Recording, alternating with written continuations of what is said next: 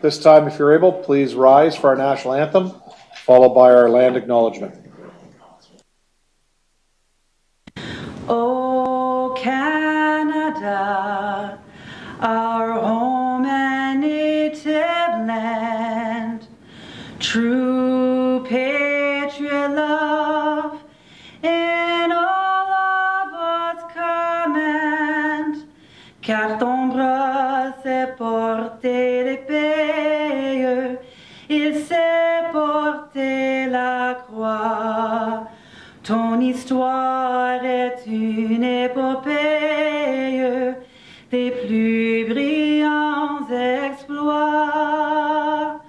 God keep our land glorious and free. Oh Canada, we stand on guard for thee. Oh Canada, we stand on guard for thee. The Niagara region is situated on treaty land. This land is steeped in the rich history of the First Nations such as the Hattaway-Wendourok, the Haudenosaunee, and the Anishinaabe, including the Mississaugas of the Credit First Nation. There are many First Nations, Métis, and Inuit people from across Turtle Island that live and work in Niagara today. The city of Port Colborne stands with all Indigenous people, past and present, in promoting the wise stewardship of the lands on which we live.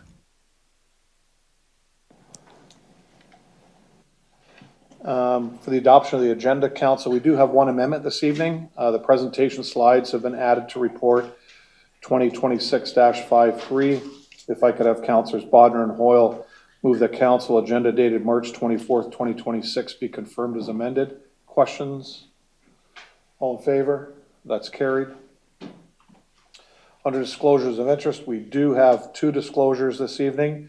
Myself and Councillor Bruno, both on item 2026-46, the Port Colborne Bocce Club, as we are both members of that bocce club, of the Port Colborne Bocce Club, and Councillor Aquilina will deal with that as Deputy Mayor for that portion. Any other disclosures? Proclamations. If I could have Councillors Danch and Elliott move. Now, therefore, I, Mayor William C. Steele, do hereby proclaim April the 28th, 2026 as National Day of Mourning in the City of Port Colborne for workers killed or injured on the job, in the hopes that the annual observance of this day will strengthen the resolve to establish safe conditions in the workplace for all. Questions? All in favor? That's carried. We have two presentations this evening. First, we have the YMCA. You guys want to come forward to the podium? You're going to do the introductions, Greg? Okay.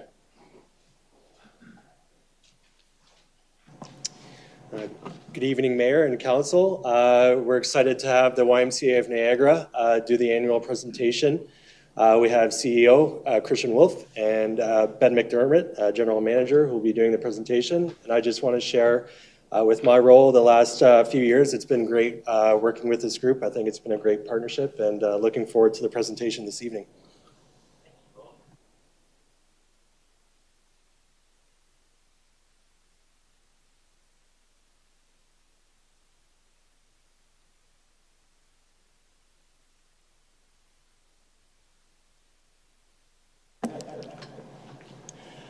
Awesome. Thanks very much. Obviously, as Greg introduced us, I'm the CEO, Christian Wolf of the YMCA of Niagara. I'm here with Ben McDermott, General Manager of Health and Wellbeing. It's great to be back in front of Council again this year. So many smiling faces, people that I recognise, people that I know really well. We're going to work through a slide deck today, just in regards to some of the impact that we've had across Port Colborne, working with the city staff very closely to basically advance and support basically a thriving community. So on behalf of YMCA Niagara, thank you for the opportunity to be part of the Port Colborne community. We view our role as an extension of the municipality, partnering to enhance community well-being, strengthen social connection, and ensure that every individual has a place where they feel welcomed, belong, and I'm very grateful to the relationship I have with both staff and elected officials. Line up, fire enough. Thanks, Greg. That could have been a nice heads up a little bit earlier.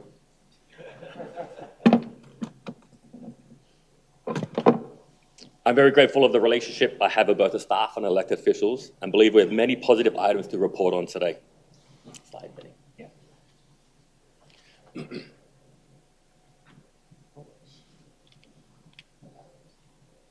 This is going smoothly so far, by the way. Thanks.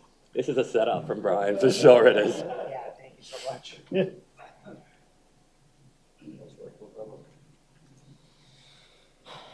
Okay, I had to go through it. Smooth, hey? D, so next year, here we go. All right. Middle one. Awesome. Today I'm going to talk a little bit about our strategy that we've implemented over the past year and how we'll pave the way to a brighter future for all Port Colborne residents. Slide. The YMCA of Niagara's current strategic plan not only guides the decisions we make, but also defines how we'll move forward with purpose over the next 5 years. It is anchored in 4 pillars: leading intentionally, amplifying voices, increasing investment, and forging connections. This is not simply a plan on paper. It is our commitment to addressing ongoing community challenges in a meaningful and sustained way. As we move forward with the activation of this plan, and in response to community need, the YMCA of Niagara is taking deliberate action to form solution to systemic barriers that we are seeing across the region. Utilizing a deficit lens, we can address barriers that are reflected within the Port Colborne community. This approach allows for innovation and evolution of services to ensure that we are relevant to continue to serve all. As this diagram illustrates, when we acknowledge the challenges facing our community and respond with clear, intentional strategy, we create outcomes that matter: empowerment, belonging, and opportunity. And it is through these outcomes that we build not only individual well-being, but a truly thriving community. Go to page, section 2. Thanks again. The recent Port Colborne Healthcare Analysis Report reminds us that the community is not immune to today's growing pressures. Our partnership with the City of Port Colborne shows that what is possible when aligned organizations act with purpose. Together, we are committed to strengthening supports and creating lasting impact for those who need us the most. Our response is through our Valley Health and Wellness Centre to provide accessible programs. We offer financial assistance and welcoming spaces that support health and community connection. Here's some of the examples on how we're doing this. And we're still grounded in our social determinants of health. And when you look back at the 3 pillars that we have embedded in our approach, you'll find that the social determinants of health are actually rolled up into those three main pillars of deficits. How we're going to achieve that is health and wellness programs for all residents of all ages, swim lessons and aquatic programs that promote water safety, programs that support healthy aging and social connection.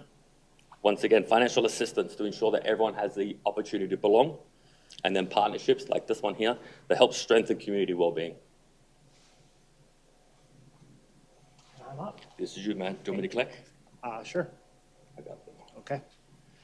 Good evening, Mayor Steele and members of council. It is my pleasure to have the opportunity to highlight the impact the YMCA has had across the Port Colborne community over the course of our 2024-2025 fiscal year. Next slide. Our impact statistics highlight continued growth across all aspects of our work in the Port Colborne YMCA. I'll highlight some of the key items. So we saw a 14% increase in our members on roll, along with a 10% increase in program participation, particularly in aquatics and our older adult programming like swim lessons, aquafit, and pickleball. Port Colborne has truly become the pickleball capital of Niagara, and we're really grateful for that. And overall, we had more than 16,000 unique individuals walk through our doors, which really speaks to the reach the YMCA has had within the Port Colborne community. At the same time, we've stayed true to our mission. We provided over $55,000 in financial assistance, supporting 1 in every 8 participant, and helping ensure that cost is not a barrier to accessing our YMCA. Next slide. This slide highlights the SPAR calculator, which stands for Sport, Physical Activity, and Recreation. It's a tool used to measure the economic and health impacts of the programs and services offered at the YMCA, and it connects directly back to the needs highlighted earlier around affordability, connection, and access here in Port Colborne. This really helps translate our work into something a bit different, overall community value. Because while we often think about recreation as a service, it's really a preventative investment. When people are more active, more connected, and supported, we see real impacts across healthcare, mental health, and social systems.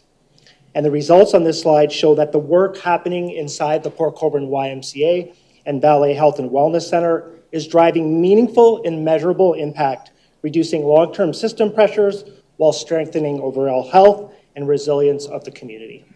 Next slide. This slide highlights the financial performance of the Port Colborne YMCA and what it tells us about the center's momentum and sustainability. Over the past year, we've seen continued strength in both membership and program revenue, reflecting increased participation and the value residents continue to place on the YMCA. That momentum is contributing to a positive operating position, allowing us to reinvest back into the facility, enhance our program offerings, and continue improving the overall member experience. At the same time, there was an increase in operating costs, largely driven by our continued investment in our exceptional staff and volunteer team, led by Sally Jane Southern, our center manager, who's here tonight. Hi, Sally. As participation grows, ensuring we have the right people and supports in place is critical to delivering high quality and safe experiences. And moving forward, we remain committed to operating as efficiently and responsibly as possible while continuing to find new and innovative ways to better serve the Port Colborne residents. Next slide. This last section of our presentation highlights how we're continuing to strengthen the Valley Health and Wellness Center and the strong partnership with the city that makes this work possible. This slide outlines several recent enhancements we've made at the center over the past year. This work is part of a broader collaborative 5-year capital plan that is focused on continuing to reinvest in the facility and ensure that it meets the evolving needs of the Port Colborne community. In 2025, that included projects like installing new rust-proof lockers in the family change rooms, as well as upgrading our pool chemical control systems.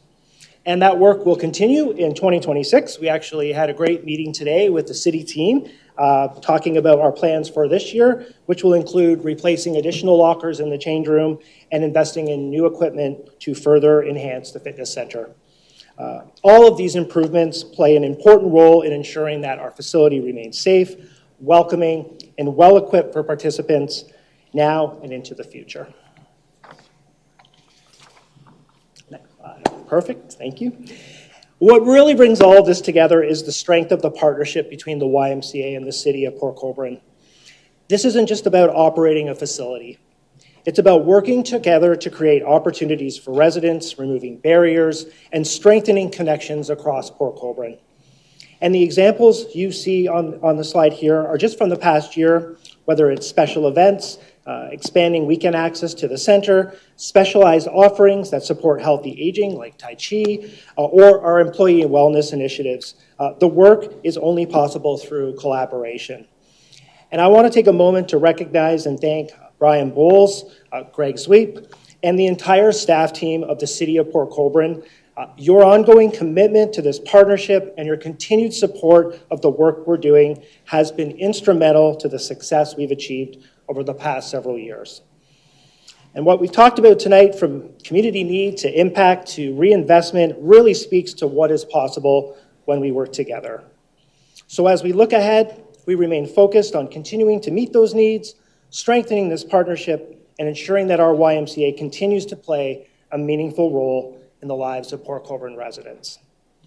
Thank you for your time this evening, and Christian and I are happy to take any questions that you may have. When he says Christian and I, he means he will. Okay. Good stuff. Gentlemen, thank you. And as always, I go back to the time when, we're preparing to build this facility. Vance was mayor, Councillor Bodnar, Councillor Danch, myself, Councillor Bruno. I think was it at the beginning. Dave came in, I think, the second term when we were building the facility, somewhere in there.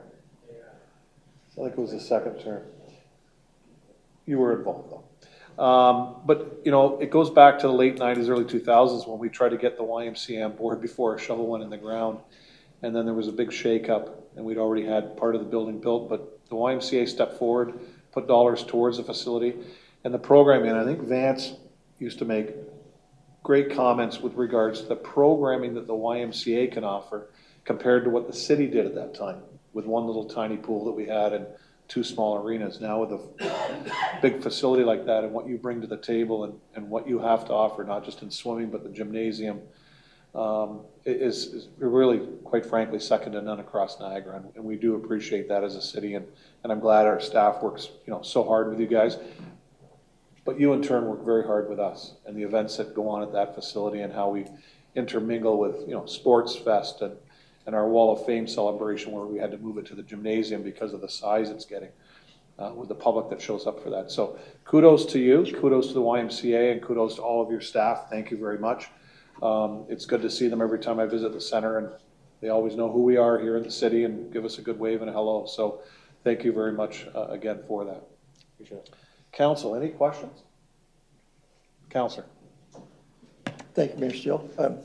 You took half of what I was going to say. Wayne, thank you very much. I've said this every year you guys come, that this is probably one of the single best partnerships we could have done.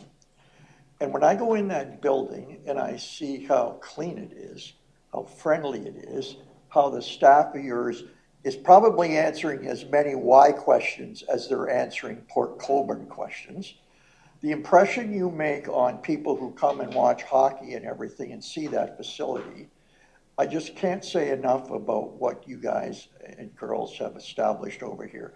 We would never be able to, I don't believe, without a major hit to our budget, do that kind of programming and maintain that warm side. And the fact that you're stepping up, and here's maybe a question for you if you're prepared for it tonight. You didn't mention it, but you're also going to be involved in the daycare center. And so not only are you growing, the other comment I had, for in today's day and age with the economy, for you to grow 14%, nobody's doing that. Y's have closed in Niagara, and back to those days. How are you, Port Colborne, going to support a Y when it turns out from a per capita basis, you're probably one of the highest take-ups of members in a community that are going to the Y? I just think all those things are remarkable. And for you to step forward to help run this daycare center without us having to do it is just huge. So, I mean, you guys are onward and upward, and I can't say enough for what you've been doing. So thank you very much. Thank you, Councillor. Further questions? Councillor Beauregard. Through your worship, the presenters, yeah, I've been to the YMCA a few times for sure. I particularly like to use the strength training facilities. I'm just wondering if is there any updates or anything in particular that may be happening in that area at any point? Like, I know it's really about health and wellness, which involves a lot of cardiovascular, right? So there's a lot of bikes, a lot of treadmills. I'm wondering is there any maybe future plans for enhancement of the strength training aspect of that gym? As it stands, and I think, and again, working closely with Brian recently, there is a complete analysis of what's happening in Port Colborne. We also know with population growth is going to come increased demand on that area. If we're talking about today, tomorrow, again, we'll have to go back to the teams that reside in those facilities, have those conversations around, are there constraints, are there challenges? But I think for a future focused, in regards to all of the work that's happening with the growth, with the new development coming in down the road, we will evaluate when time and growth happens to ensure that we're still being able to meet the need, not turning anyone away. Thanks, Councillor. Do you have something to add, Brian? Yeah, through the mayor to the councillor, just to add to what the CEO said, he actually brought that up yesterday to me. So he was maybe like right on your same wavelength, and it has a lot to do with the fact that we have a major development that's going to be coming forward. We anticipate a secondary plan coming in this year, and council's already approved its planning through development charges to do an expansion. So as that development happens and we look at a future expansion, it's one of the areas that the CEO actually mentioned to us yesterday needs to be looked at, because the growth there is great and it will have an opportunity to create new opportunities. I think I know what you're talking about. I've been to Rock Sports Performance area, and they have some pretty unique ideas, and let's set the bar high for our YMCA partners to come back with some great opportunities for us. Great. Anything further? Again, thank you, gentlemen. Thanks very much. Thank you so much.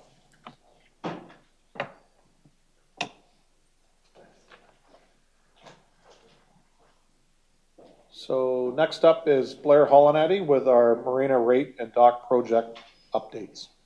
Blair, welcome. Thank you, Mayor Steele, and good evening to you and members of council. I sure have some big shoes to fill after that. I would be remiss if I didn't mention, while my friends from the Y are still here, particularly Ben and Sally, big thank you to them. They actually got my foot in the door with my career in recreation, being there for about 10 years. So if it weren't for them, I probably wouldn't be standing here right now. So I'd like to echo the positive comments from council and show my support as well before you sneak out. Thank you. But now to the fun stuff. All righty. So again, thank you for the opportunity to be here. Before I start in my presentation here, I just want to do a quick recap for council. The discussion tonight is a continuation of dialogue that we had back in October. So if council remembers, we were in here in October of last year discussing the rates and fees for the marina for the upcoming season.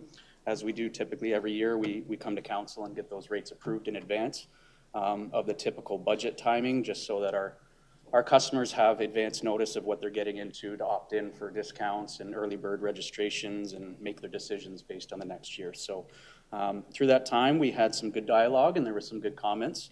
More specifically, Councillor Bruno had some further questions on some items, and a motion was approved by council at that time to just give some more updates on some specific items.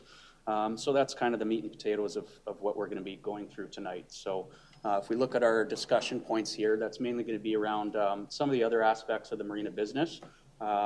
Typically in those rates and fees reports, we would always share highlights with council on where Sugarloaf Marina stands with respect to its position against other marinas, more with dock rates, because those are the majority or the lion's share of our revenues at the marina.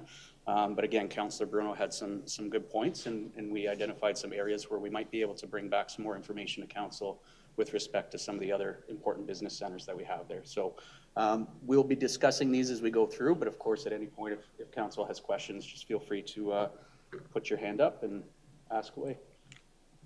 All righty. So we will start with marina storage. So just a high level here. So Sugarloaf Marina is unique in that we offer a full service at the marina, with the exception of doing any kind of mechanical services for vessels. So we do everything. So we obviously allow dockage, leasing of the docks in the summertime. We have public boat ramps.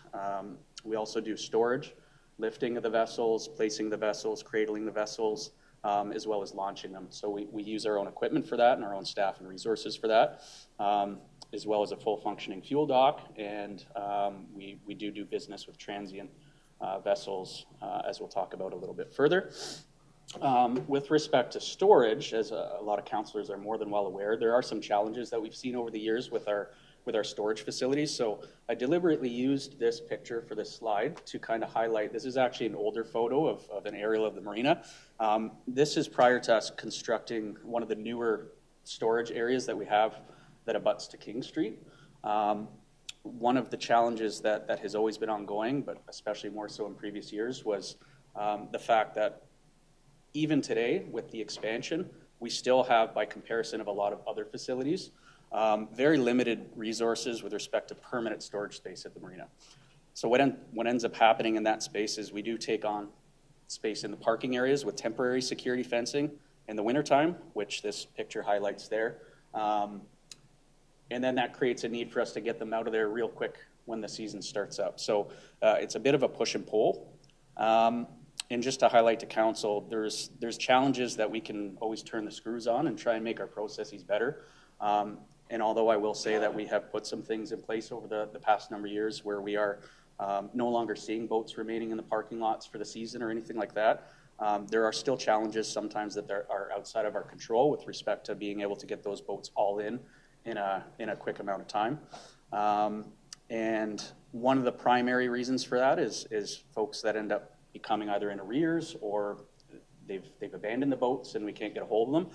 And then we're left with those vessels and need to find a place to stick them, all in the process of trying to get all the other boats in the water in a timely fashion. So just a recap on kind of how the storage works at Sugarloaf and some of the challenges we have just based on the lack of permanent storage space that we do have there.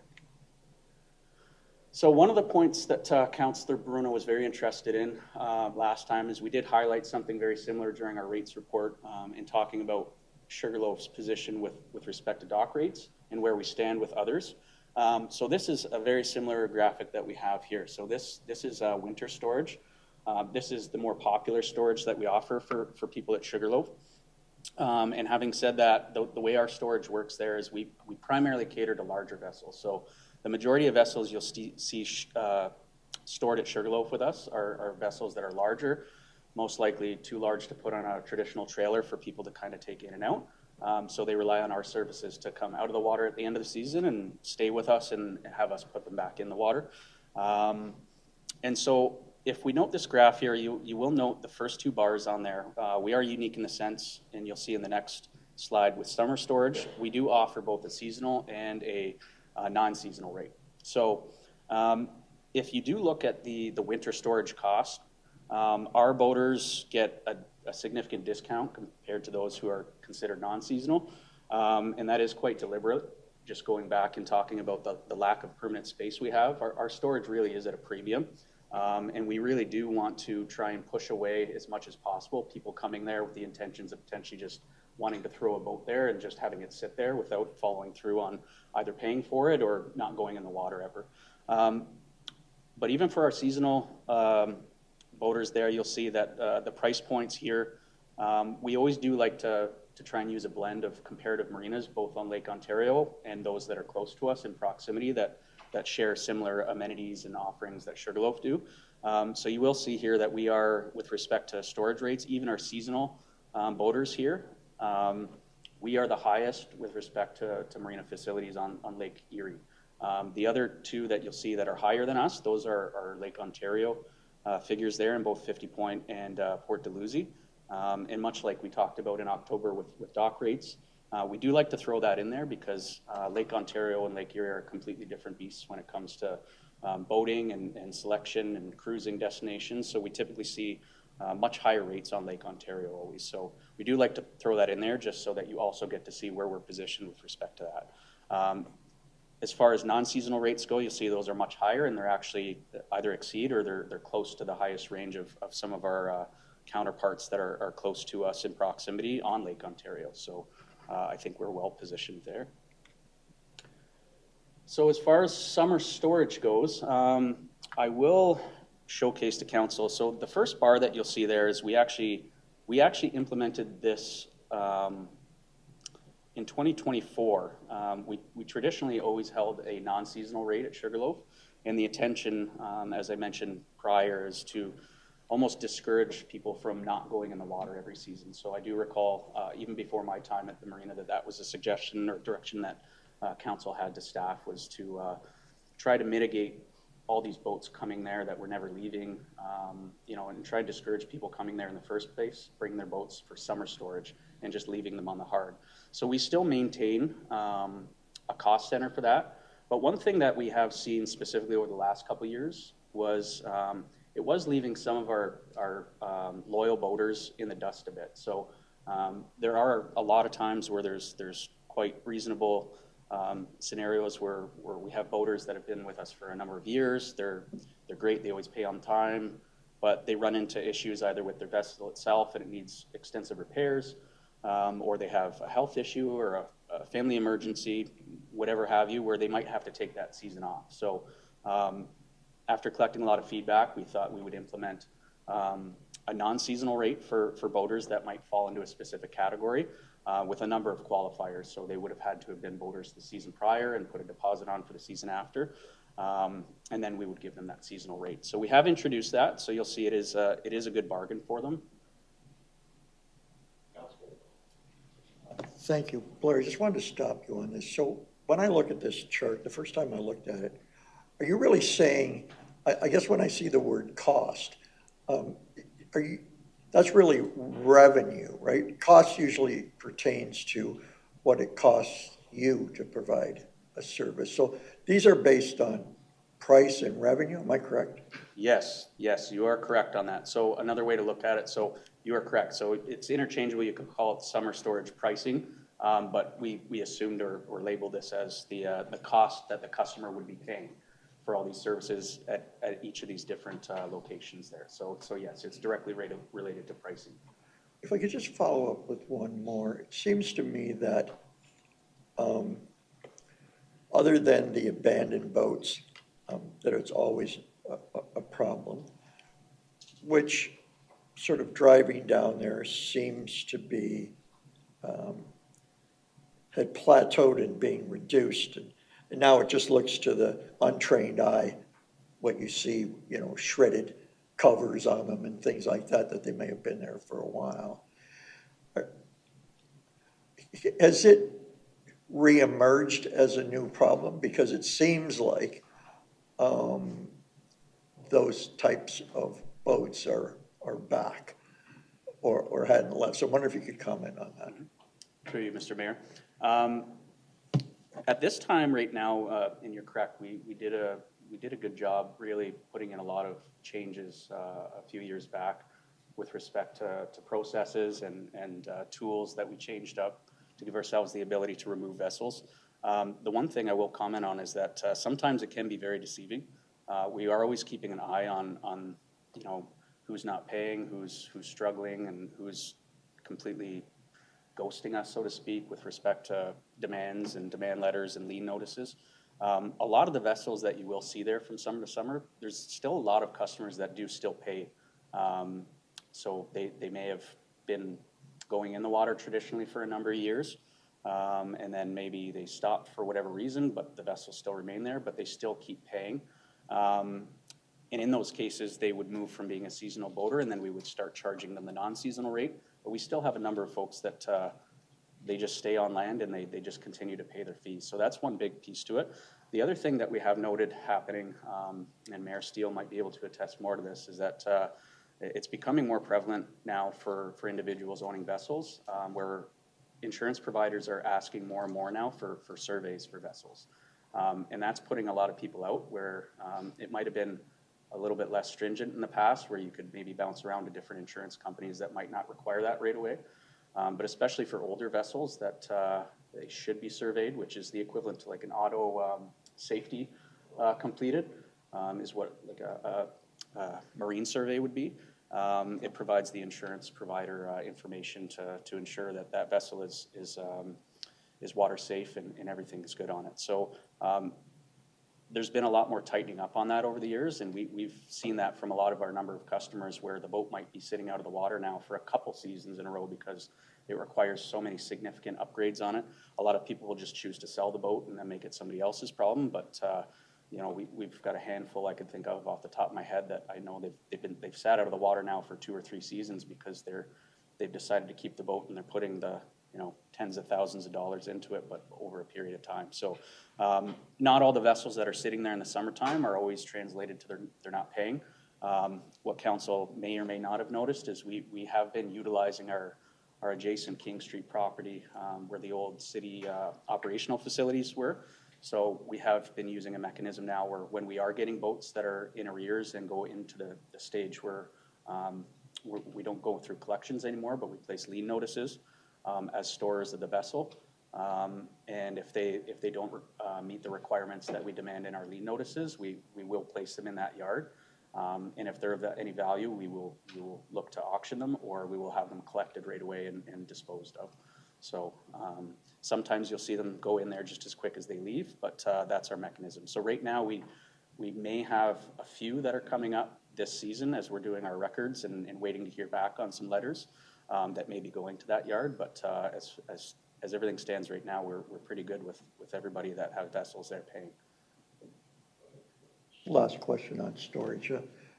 Councilor Bonner and I are on the Airport Commission, Niagara Central, Dorothy Runley. There's a lot of people there who own a plane. They go visit their parked plane. They haven't been flying their plane, but they continue to pay storage and, you know, on the guys that one day they'll bring it out or repair it or update their license. It seems to me that maybe dead storage is the wrong way to say it, but it seems to me that there is a demand for that out of season. And we're in the business of trying to meet customer demand and make money. And if you can make money on what arguably is, if you spot them right in the first place, I was going to refer to the King Street Yard, that you can make a decent profit on storage with minimal work if you site them in the right place, if they want to stay for 1 year, 2 years, 3 years. So it always strikes me as when there's an opportunity to make money on that, you know, the business case analogy should be, you know, what will people pay to store that boat in the off season? And let's create the environment for it. And that environment may be the old works yard.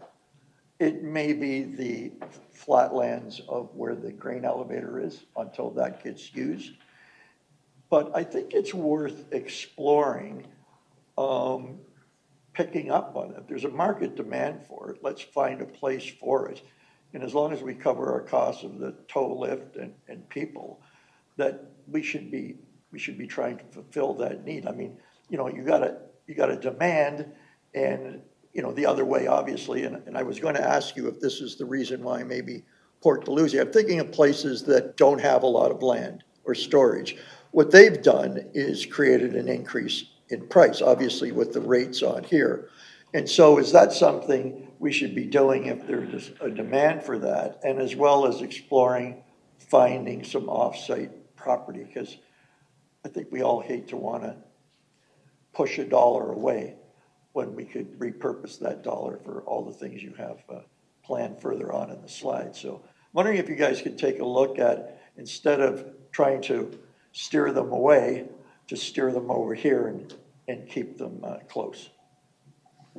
Yeah, thank you. Through the mayor, great comments. And just to add a couple notes to that, I think you have some great ideas there. And so one thing I'll add to that is so that is one of the benefits now to having a seasonal versus non-seasonal rate specifically for the summer, because as I mentioned, a lot of those, we see those end up flipping, where that's one mechanism we have where if they start falling behind or they don't, you know, go into the water 1 year, and they don't put deposits on, they don't follow the qualifiers to maintain their seasonal status, we do jump their rate up quite significantly there. So the other piece to that too is that myself and our staff at the marina will never turn away the idea of adding more storage space, because we would love to be able to see one day to get all the boats out of that parking lot and never have to deal with it.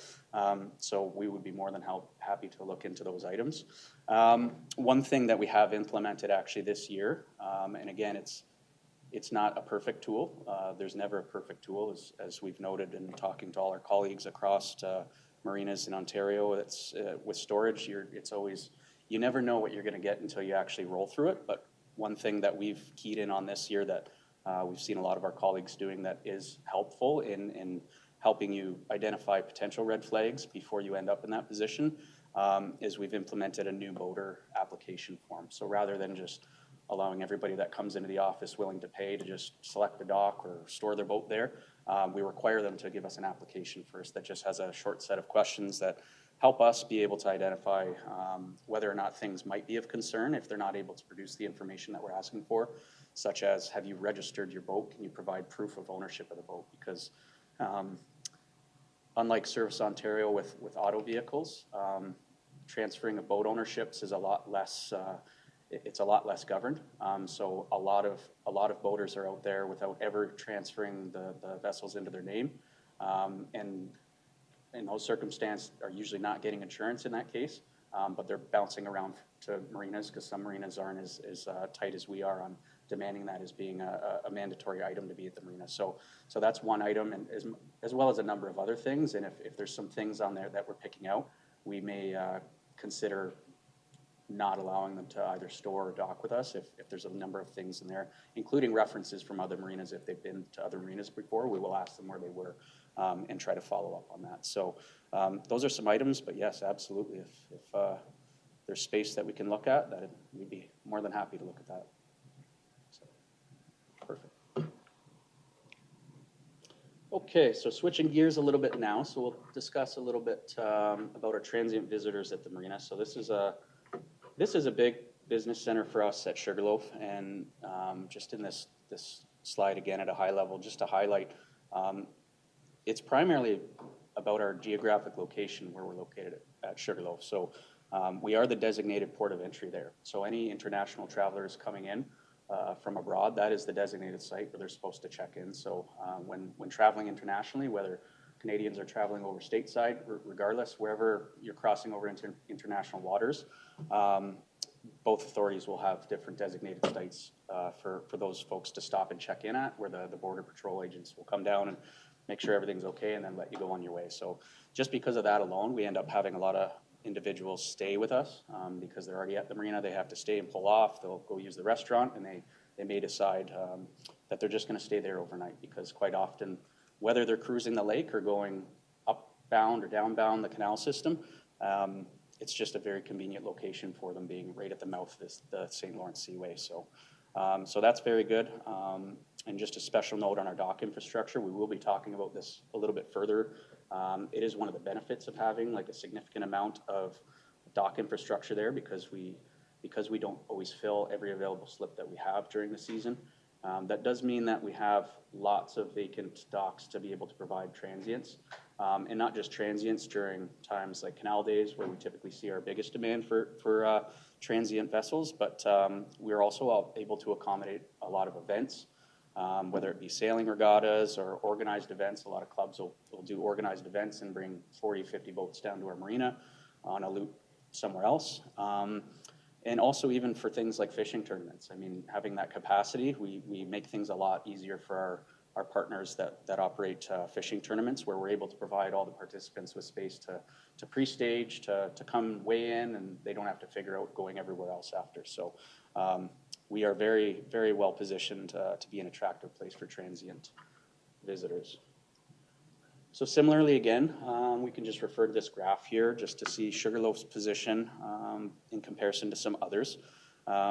So again, as we go through these, you will see some of the comparator marinas change, and that's because we always try to use marinas or other locations that have very similar comparisons to Sugarloaf. So not every marina that might be on previous slides or have dock rates in those comparisons are really well known for offering transient services. So the ones that are on here, specifically Leamington and Windsor, are two locations that they cater to transient business more so than even their seasonal business. So they're positioned on Lake Erie over on the western basin, and that's what they see most of. So I wanted to add those in there to showcase their price points for vessels staying overnight as transient visitors compared to Sugarloaf. So you will see in the comparisons in here that we are amongst the middle of the pack or higher than a lot of the other folks, and we are pretty close there to some of the Lake Ontario destinations, which again we've talked about in the past. Lake Ontario is superior to Erie in the sense of those traveling with vessels for transient stays. So we are very well positioned with our rates right now, and being at an area where we think that we may want to look at sustaining for a while. And to add to that, I did think that it would be relevant to highlight specifically with canal days what we mean by that when we consider just the overall transient rate. So we do have a minor, I guess you could say, experiment that we've been able to see over the past few years, where I'm sure some members of council will recall that in 2022 or prior to 2022, we actually used to have just a standard rate across the board for our transient visits. And going into the 2022 season, we saw there's such a demand every year for canal days and our transient visitors that we wanted to add a bit of a premium on those rates. So that was 50% higher. So I've just showed the figures here. In the year following that, and then the year after that, it went up 67%. And you can see the correlating numbers going down after that. And aside from the data, we had a lot of feedback at the marina from those transient boaters, identifying to us, after their stay 1 year that, we will not come back, it's too expensive. And that seemed to be some consistent feedback that we were getting from the boaters, is that they weren't going to be coming back if they continued to see those rates raised for the Canal Days weekend. So we decided going into last season, in 2024, with the rates we suggested to council, let's try clawing that back, the overall increase a little bit with respect to how much higher it was from the standard transient rate. And we were very, very happy to see last year that those numbers went right back up. So we actually campaigned the heck out of it. We contacted transient visitors from the past number of years and let them know that we were slowing the rate and that it was a much more reasonable rate now, and we did see a really good impact. And having said that, going into 2026, where we've still maintained this model, we have staggering numbers right now for our wait list. So it's looking like 2026 is going to be another fantastic year with transient business during Canal Days. So. And just a little further to that, this just showcases the numbers to council over the last number of years with total number of boats that typically stay at the marina, but more specifically the unique stays. So one thing that's encouraging with this, which I relate to our rates when we're setting rates, is, are we seeing dips just like we saw in the past slide with the Canal Days rates, that sometimes you might be pricing yourself out of a market? I would say that our rates have remained pretty consistent and competitive, because we don't see too much volatility with the rates of stays over the past number of years. And even though there's ebbs and flows with that, I will just highlight that it's even more so than the beach would be, where it's very weather driven, but there's a number of other factors that impact how much people are traveling in a given year, especially with vessels and the cost of fuel and the economy. So the fact that these numbers are relatively stable over the past number of years, I think, is encouraging for us to know that we're positioned well with these rates. Thank you, Mr. Mayor. Through you to Blair. But I'm just wondering, and maybe this is too hard of a data to do, in your previous comparisons, you've compared marinas. And here, is it because it's too hard to get those numbers from other marinas? Because I don't have a sense if, as a non-boater, my sense might be, economy's tighter, right? Gas prices are up. Are people reducing the number of trips do they have? Are they going more ramp than? So I'm just, it's hard to grasp the context of, like, for example, the number of boats are relatively the same, but the number of unique stays are down. But I don't really know how to judge that without the dollars next to it. I mean, you could make more with 1,969 people if you raised rates last year 7% or 8%. So I'm just wondering, going forward, if perhaps you could just do another slide or two if you're doing this again, to give us some sense of context. Because not necessarily just like bigger boats are happening, so you make more money with less boats, but they're bigger boats. So it's not always linear between number of stays and revenue. And so I don't know if at some point you could put some numbers to that going forward. Thank you, Mr. Mayor. Yep, through you, Mr. Mayor, that's not a problem at all. Okay, so lastly here, I'd just like to discuss, so this is where we've talked a little bit about the marina business so far with respect to some of those other revenue centers. This is where things are a little bit different. So just to once again recap our discussions in October. So the Marina Dock project, or Marina Dock infrastructure as a whole, came up as a question that Councillor Bruno had, because we were showcasing to council a lot of data with respect to all the different docks and the vacancy rates on those over the past number of years. And at that time, we were talking with respect to the rates and suggesting that some of our lower service docks maybe starting to get outpriced, and we were talking about significant vacancy numbers. So Councillor Bruno brought up the idea of, what if we, in the future, what would it look like if we were actually not to maintain our marina that's, currently the third largest in Ontario, and if you're not filling all the spots up, what does that look like? And is there better opportunity spent where, if there's opportunities for dock replacements, things like that, shrinking the overall numbers. So I did joke around that night that, ironically, at that time, Councillor Bruno was sneaking a peek at my desk because we were already in the process of working on something like that. So I just want to give council a little bit more information on that project because it has evolved a little bit since then. So, and then we will get into the overall shrinking and how the infrastructure will shrink overall. So right now we have a couple dock systems on our east main run at the marina that are in significant states of disrepair. There was actually a marina dock study done in 2017 by the previous management that identified these specific docks as well as being in their last stage of life cycle and was recommending in the very short term to look at potential replacements. So there have been Band-Aid patches over the past number of years that we've tried on them, but at this point, the critical infrastructure and framing on them that's old steel and rusted out is beyond repair. So Dock 4 specifically is now assessed to be unsafe to use for the season. We were starting to note this towards the end of last season. Every wind event, we're noticing more and more damage. So we started putting a plan into place after considering new dock replacements. So just to highlight to council, we did investigate this. So just to put into perspective how much new dock construction nowadays costs. So we went to Cromp Industrial, who's one of the big leaders in marine technology in their Canadian base. We got some figures from them. So council will note, just to replace those two dock runs, which are two smaller dock runs on our east main run section of the marina, it was going to cost us a significant amount of money just for the docks. That did not include decking or anything on it yet, no servicing. That was just literally to receive the docks. And then all the money afterwards in installing the services. Council can see how expensive that would get. I did put a figure in there and use this picture deliberately. One of the industry standards nowadays that we see in new construction marinas is rather than using traditional lumber. In the marine industry, they're making a tiled system that they're selling everybody on, and it is quite robust. And it's quoted, the ones they're making now are quoted to be 50-year or more life proof. And they're made out of either composite materials or a fiberglass resin material. They're slotted. They allow wind circulation and waterfowl feces and everything like that get washed through right away. So it's a lot less maintenance and care on them, and they last longer.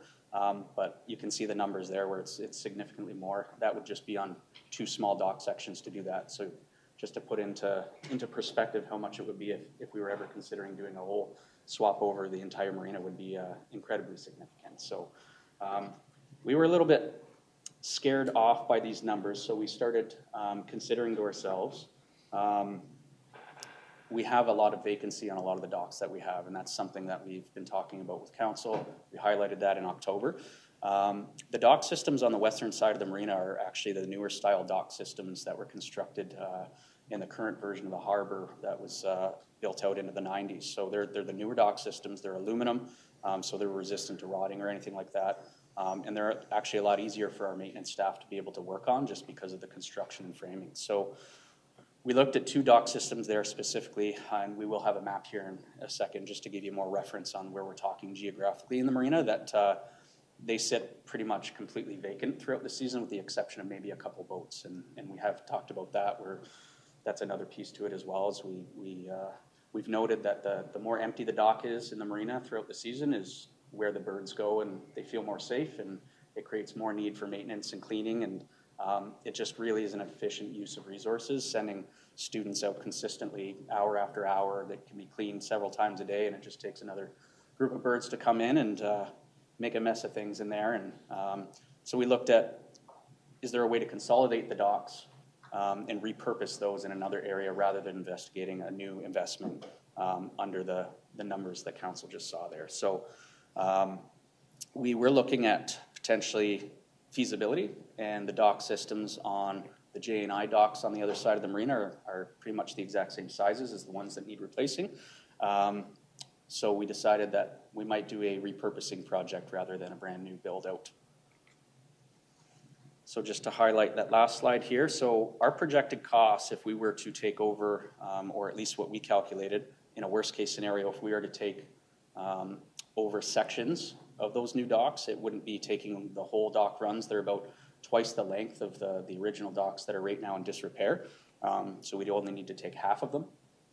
And we could bring those over, retrofit them there, re-add all the services and redeck them for a much lower cost. And just to highlight to council that these figures that I'm showing there is assuming that would be a 2-year project. So this wouldn't all be at once. This would be the total numbers that we're projecting for both docks over the 2 seasons. So just to give a visual here, so the red box highlighted there, that's the western side of the harbor. The green box is the eastern one. So the green box there is docks 3 and 4, and those are the ones that I've noted to council as being the ones that are in significant disrepair. So dock 3 is okay still to use, but we think it's going to be pretty soon on the same legs that dock 4 is currently on. So we thought that it would be a good time to just look at replacing them both over the course of the next couple seasons. So as far as the project goes, we've started the project already on phase 1. We haven't quite removed it yet, but we have had contractors come in and we've disconnected services from the dock at the location that we're going to be cutting them. And we are preparing to bring that over as soon as the weather clears up a bit more. But unfortunately, we're also waiting for the water levels to come up a little bit more because it's significantly low right now. And our workboat actually got stuck in the fall when we tried to move these. So we're keeping our fingers crossed for water levels to come up a little bit more. And then the same thing, phase 2 would be the following year. We would do the exact same thing with the removal of dock 3 and replace with another section. Options I put there, just for consideration. It may not matter to council at all, but as we'll see in a following slide, essentially if we just move forward with that, there will just be half sections remaining on the J and I runs, and then we'll have the newer sections repurposed over on 3 and 4, and we can leave it as is. Another option is to actually just completely remove one half of the J run and then put it on the other half of that was removed on the I run and just eliminate one whole run completely and make a full run again. So there are options there for us. I don't think there's any reason 2 or 4 why we might want to. But ultimately, if we complete this in both phases, it would shrink the marina down from 708 to 634 total slips at that point. Which is a significant amount, but I will still highlight to council that would still leave Sugarloaf as being probably top 5 largest in Ontario. So maybe not be able to say top 3 anymore, but it would still leave us being significantly large at the marina still, with lots of space. I think 3 questions left. So how many seasonal boaters do you have? How many seasonal? Mr. Mayor. So we typically see on average anywhere from 350 to 400 has been more of the recent ones. We've been as high as 500 during COVID times, but it's usually sitting anywhere between that 350 to 400 mark. Okay, so that, even if you did 450, that still leaves you almost 200 transient docks. So I was really hoping that at some point, and I don't know if your software program can do this, but much like other entities, hotels, et cetera, where they do, like, what's your occupancy rate on each dock? So will your software program accommodate that? Like, can you find out, like, and to that point, you find out what docks are working for you and what docks aren't working for you. And so that does seem like still a healthy number of transient docks. But again, I don't know what your occupancy rates are to even fathom a guess of if this new program repair gives you 634 and you have 400 seasonals, do you still have potentially too many docks for most of the season, which would translate back into, do you need to even do that at all? That's not a discussion for tonight, but the math I think should get done on it, because you're gonna invest some money to make docks that might be transient, that don't pay enough back to warrant the repair costs. So again, not for tonight, but if you could maybe look at that, or with the help of Treasury and that, to do that. And the last question I had was, do you do dynamic pricing? So through you, Mr. Mayor, I will do my best to remember that last question after I get through the first one there, but because I think there was 2 points there I want to make. So first to your question about the software we use. Unfortunately, right now, the software we use is very limited. So I do want to highlight, and again, it was October, so I can understand if we don't remember, but we actually had to manually comb through the system to populate all that data that we presented. So I think with what you're referring to, I think it was a 4-year average over the previous 4 years at Sugarloaf. Every single dock and every single occupancy rate that we had, we presented that in our rates in October with what you were saying. And I think part of that discussion, we were showcasing that a lot of the things we're talking about here was specifically these docks that we're talking about replacing. These are all smaller docks right now that we're talking about. And part of the dialogue lately has been, it's been our assumption and our analysis that a lot of these docks that are the smaller ones are people that are typically able to pull their boat in and out, and just people are choosing more and more to do that. And we're not seeing as much uptake on people choosing to pay the higher fee to dock for a season versus just using the ramp and go in and out is one piece to it. But there's also a lot of duplication of these sizes in the marina. So there's so many of them that these specific docks we're talking about right now probably would never be considered in the realm of discussions and transient visitors because they're smaller vessels. And the transient visitors, like those are always typically our larger vessels that are cruising the lake. They have the accommodations on them to stay. And those docks that we have are, with what we presented back in the fall, are remaining pretty consistently competitive and stable. We are very excited. We think we have finally found a solution that is going to do everything that you've said with respect to doing all the hard work for us and provide us a daily chart and uptake at any time at the click of a button, being able to identify metrics and algorithms on occupancies and business as well, following trends. And it's going to make life a lot better for us with respect to analytics on that. So we're encouraged by that. And as I suspected, I totally forget the last question. Dynamic pricing. Through you, Mr. Mayor.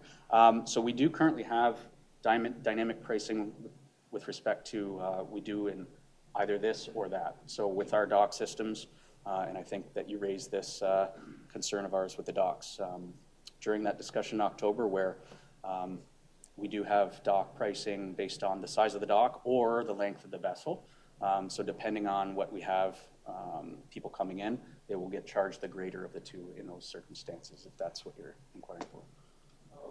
Just also time, not just place, but time. So what's your peaks in the year, like you'll see happen in hotel rentals in that high season, low season? You know, if you're trending into this week, you know, the rates adjust accordingly. Yep, through you, Mr. Mayor, I understand what you're getting at now. So we don't currently have dynamic pricing in that sense, but one new rate that we did have council approve in our rates back in October was the idea in similar fashion where we identified a need for certain groups, specifically fishermen, that like to hop around and chase the fish during different times of the season.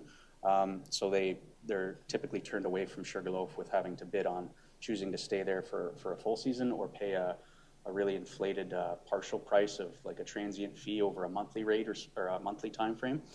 So we have introduced that to see how it goes. And having said that, we want to see if there's a lot of uptake on that because it might make us look at considering that because as you stated, there's ebbs and flows throughout the season for sure. Thank you. Yeah. Great. Councillor Danch? Thanks. Through the mayor to our presenter. I've boated there for 40 years. I can talk about the docks all you want. Going with that plastic decking, I know we talked a little bit this afternoon. You know, you're going to go from on a retail basis $1.30 a lineal foot to $3 a foot. So the plastic stuff not really a good way to go. I mean, for the Joe consumer in your backyard deck, great idea, but for something that size, I mean, I know we talked about different square patterns and letting the duck poop go through it and stuff like that, and it's probably a really good idea. You can get rid of every duck out there as far as I'm concerned. We are supposed to be a fishing town. We should have a marina that supports that. But I'll tell you right now, my boat draws 3 feet of water, and if we don't dredge that marina, you're not gonna get a 16-foot aluminum boat in that place. Last year I had some severe damage to my boat because of the shallow water, and if we don't dredge it, we're not gonna have nothing. The guys that are on the south end of the dock, good for them, they've got six feet of water probably out there. A guy like myself that was on, I think it was H dock, there was nothing there. And then when we had that little spell there in the fall, Seychelles, whatever the word was there, like the boats were sitting on the bottom. So we definitely need the lake levels to come up. I don't see it happening real fast. I have a place on the lake and I kind of monitor what's going on out there, but we need to dredge. That's all there is to it. We need to be able to get those boats in and out. And your idea of getting rid of that first run, so-called J-Dock, I don't think there was 3 boats on it last year. The amount of grass and stuff that was on it was unbelievable. Maybe getting rid of that dock will make it a little bit easier for you guys to cut some more grass and, you know, maintain that a little bit better so that it doesn't accumulate like it does. And I know the ministry regulates you guys on how much of that stuff you can throw in the water to knock that stuff down. But it all goes back to dredging. If we don't dredge, there's no point. Because, you know, a sailboat's going to draw, if he's got a solid keel on it and stuff like that, he's going to need 4 or 5 feet of water, and we don't have it there. And if we're going to be the number 3 or the number 5 marina in Ontario, we need to have some depth. I was in that marina before it was even there, because I was in Marlin Marina, and they're not here anymore, unfortunately. But you know, we had some good water back at that time, and we need to get it cleaned out, and I think that's something that Mr. Bowles and everybody else in the finance side of things needs to find some money to get that done, and we need a good idea. We've thrown a couple of ideas around in the back room, but unless that's going to get dredged, you can't go off a public launch and hit your out drive before you even get out there. That's not boating, you know, but I don't know, like I said, you were talking about the healthy docks there. I'm thinking the 16 to 20 foot docks are the ones that are not being used, correct? Yeah, because those guys are just plunking their boats in and out in the morning, taking them out at the end of the day. My boat's 23 feet, it's 40 some odd, or 4,000 some odd pounds. It's not an in and out kind of boat. And I appreciate the marina being there. I enjoy boating. It's a lot of fun. It's family oriented. Our beach is the best, but we need to dredge that marina so we can still be there in a few more years, because all it is now is a big silt bowl at the bottom. You know, we don't allow swimming in the marina. Well, you know, if you lose something, you jump in. It's disgusting. But good report. I'm glad you brought it up. Lots of good questions and answers there, but it all comes down to dredging. We need to do that. Thank you. Thanks, Councilor. Go ahead. And through you, Mr. Mayor, I apologize, Councilor Bruno, but I think Councilor Danch was the one who snuck notes off my desk this time.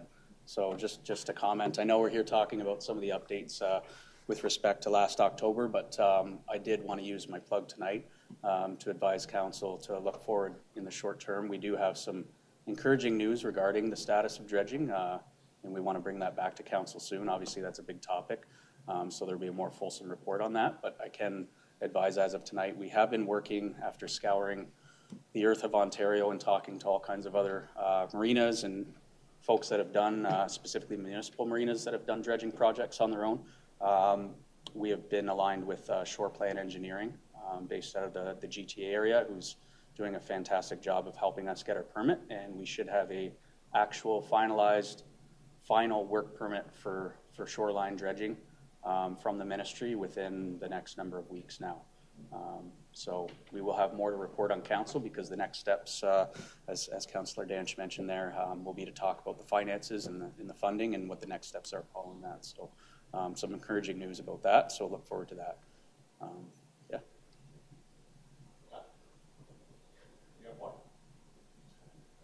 Nope, that's it. You're done? Okay, I didn't know if you had the next slide that says questions. I forgot to mention that this slide, I should have put it on there. So that's what, sorry, this is my bad example of what the marina would look like after we removed just as a visual. So we would have 2 shorter runs there, and then these ones would be replaced. Replaced, yeah, good. This is the one. Thank you. There you go, thank you, there you go. Further questions? Counselor. Thank you, Mr. Mayor. And Blair, thanks for the presentation, Blair. I know you really love coming up in front of these guys up here. I noticed on media, I think it was last week, they are having problems with dredging further up the lake also, and their estimates are close to ours. So we're not unique in needing dredging, and I think Port Dover's having big problems. It's got a council, so but I think they're about a year, but earlier than us. So good to see we're working on it, and I look forward to very soon hearing about the dredging. You did mention shore dredging. You Yes. use those words, so it's not. So through the mayor, so the permit that we received, so we actually have had to go through a number of permissions and permits prior to receiving the final permit through different ministries and organizations to sign off in support of our project before the Ministry of Natural Resources and Forestry, who assigns the final, they call it a shoreline works permit. So anything done on shorelines or in the water is considered a shoreline, requires a shoreline works permit. So dredging would be categorized as that. So it's a bit confusing because I use the term shoreline, but it's just because that's what the permit is called. Yeah, you got me there. So I thought the dredger's going to be up to the shoreline, and somebody's got to run a boat out with them to scoop it up. Okay, thank you, Mr. Mayor. Thank you, Councillor. Further questions? Thanks, Blair. Appreciate it.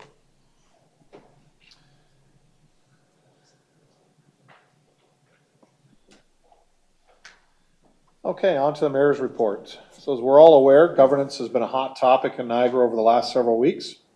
In Port Colborne, we remain committed to ensuring our community remains strong and independent. One defined by its unique marine heritage and continued momentum. We strongly believe that the forced amalgamation is neither necessary nor beneficial to our ongoing success. Past amalgamation efforts have not yielded positive outcomes for Port Colborne, particularly in areas such as healthcare and transit. Moreover, decades of research indicate that municipal amalgamation does not deliver meaningful cost savings and can reduce local responsiveness and accountability. At the same time, we recognize that there are legitimate regional challenges that warrant careful consideration. Pressures related to infrastructure funding, water and wastewater costs, and regional roads are significant and require innovative, collaborative solutions. A thoughtful review of governance focused on improved coordination, efficiency, and value for taxpayers is both appropriate and necessary. We will continue to keep council and the public informed as the matter evolves. Our next council meeting will include a staff report to share the feedback we have received from our recent survey and public engagement sessions.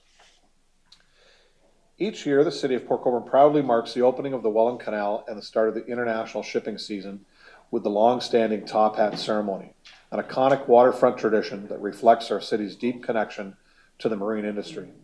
On Sunday, we welcome the first vessel of the season, the Algoma Radcliffe Latimer. As part of this time honored ceremony, Captain Kemp was presented with the ceremonial top hat, a symbol of safe passage in the beginning of another successful navigation season along this vital Great Lakes corridor.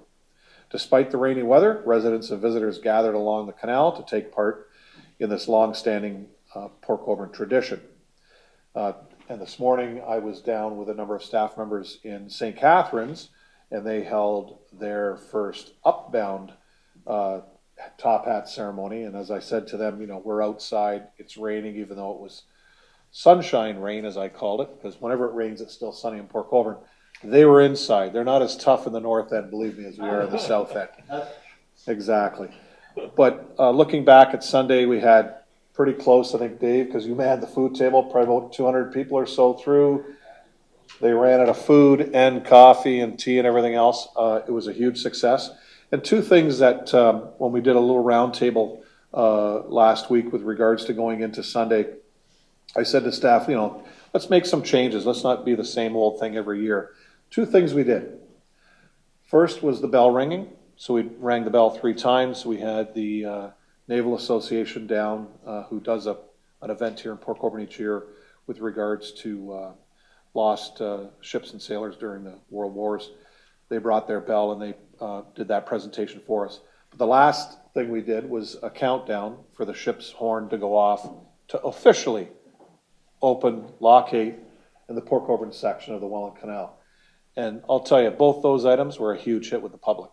They really enjoyed what went on, and I've heard nothing but great kudos to our staff and everybody that was involved Sunday. So again, staff, bang up job. It was. And it did start brightening up. The clouds were starting to move, and it stopped raining. So we got the whole ceremony in. And the day's celebrations continued that afternoon with our annual Polar Plunge, a spirited community event that brings residents together in support of local causes. We extend our sincere thanks to all those who took the plunge into the chilly Lake Erie waters. It was cold. As well as to everyone who donated or came out to cheer on participants.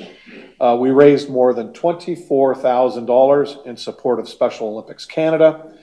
And your enthusiasm and generosity are what make this event such a success year after year. And I do have to thank our local Niagara Regional Police Force and staff, or Sergeant Aaron Gross, who I've been working with since becoming mayor with this Polar Plunge. He does a bang-up job with that committee, and they were overwhelmed by what they raised this year. It was fabulous. So a special thank you to our events team, communications team, public works, and Port Colborne Fire and Emergency Services chief, the guys in the water. Although they're in suits, it wasn't that warm in there, believe me. They were telling me after. But they are there for safety, and we really appreciate what they do and they bring to the event. And you and your wife came down and sat there and cheered everybody on. Their presence both in the water and on the land helped ensure a safe and enjoyable experience for all participants. I want to extend my personal appreciation to city staff for their support in this year's United Way campaign.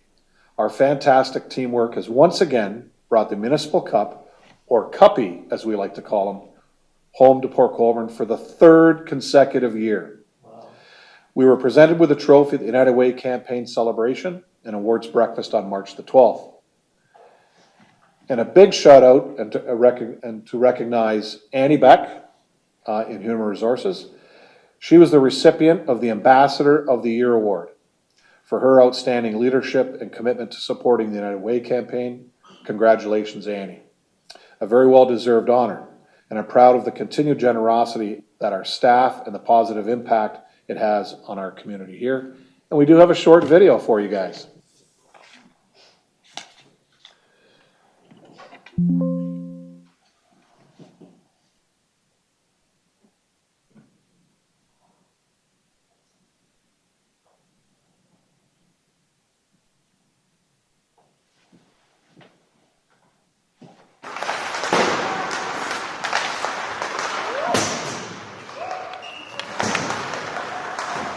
Cuppy takes the pass out front, he shoots, and he scores.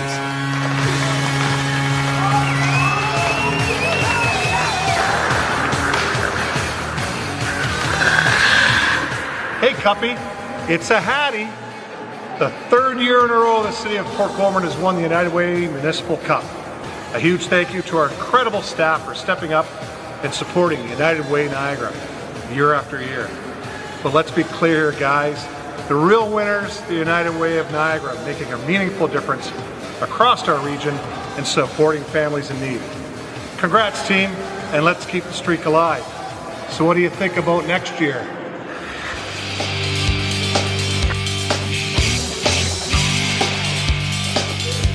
Staff does a great job. Staff does a fabulous job in that event. And we were down at the Holiday Inn in St. Catharines to a full house for their breakfast, and we got to raise the trophy again. Brian and I went up, but as well as our other staff members, and Annie with her award. But the videos always, they really love the Port Colborne videos. I'll tell you that right now. They came up to me after and said, congratulations to your staff, fabulous video. So that ends my mayor's report. Any questions? Perfect. Councillor Badaway, you're up next. How do I follow that? Really? Thanks, Bill. Maybe we get you on your skates next year. Yeah, if my knee would hold up, I'd be doing that. I don't really have much to report on tonight because not really much has been happening at the region except for a lot of noise and distractions that Bill had alluded to earlier. Frankly, I think for the most part, I'm personally looking forward to discussing and focusing on the work that should be done instead of all that noise and distractions that everybody's reading about and seeing at the region. I think the opening of the Welland Canal in the St. Lawrence Seaway today, celebrated in Port Colborne on Monday, highlights what those priorities are. And a major priority of what we should be focusing on and discussing is the Niagara Ports Trade Corridor and the supporting infrastructure that needs to be completed to add to the capacity overall while the economy continues to be diversified, not only here in Canada, but in the United States. But yeah, we're hoping, and I know Bill is as well, hoping to get past all that noise and distraction to carry on the good work that Port Colborne's doing, hopefully leading by example at the regional horseshoe, and then moving on with some of the priorities that we should be working on. But other than that, Mr. Mayor, I would be happy to take any questions from members of council. Great, thank you, Councillor. Questions to the regional councillor? Geez, they're letting you off easy today. Good stuff. Thanks, Mr. Mayor. Thank you. We have two items that have been lifted. Councillor Bagu and Councillor Bruno and Councillor Beauregard have lifted items 11.3C and Councillor Bagu 11.3D. So these items will be considered as 12.1 and 12.2. Any other items on the list need to be lifted? Okay, so if I could have Councillors Bruno and, oh, sorry, Councillor? Sorry, through you, I should have did this earlier, but I need to declare an indirect pecuniary interest on item 11.3B. Oh, so let me go to just a sec. I apologize. 11.3B. Yes. So the Brownfield Community Improvement Plan, tax increment grant? Correct? Yes, this is the one with, I believe, Elevate Living. Yeah. Yeah, I have to declare an indirect pecuniary interest as my employer, Upper Canada Consultants, is an agent of the applicant. Commercial.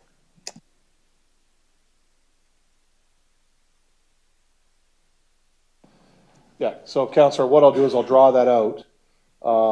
And after we deal with 12.1 and 12.2, I'll bring that up for the vote, unless there's questions, but I'll bring that up for the vote, so based on your conflict. And then there's the corresponding bylaw as well. Yeah, exactly. Yeah, we'll do both of those. Okay, any other items? Okay, so if I could have Councillors Bruno and Bagu move that council hereby approves the listed consent items on the March 24th, 2026 council agenda, that the consent items be approved on the recommendations as contained therein. All in favor? And that's carried.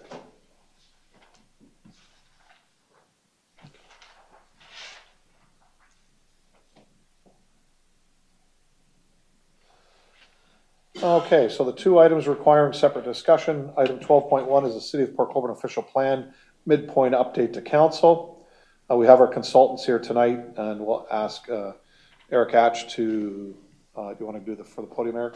To come to the podium for this presentation. Thank you.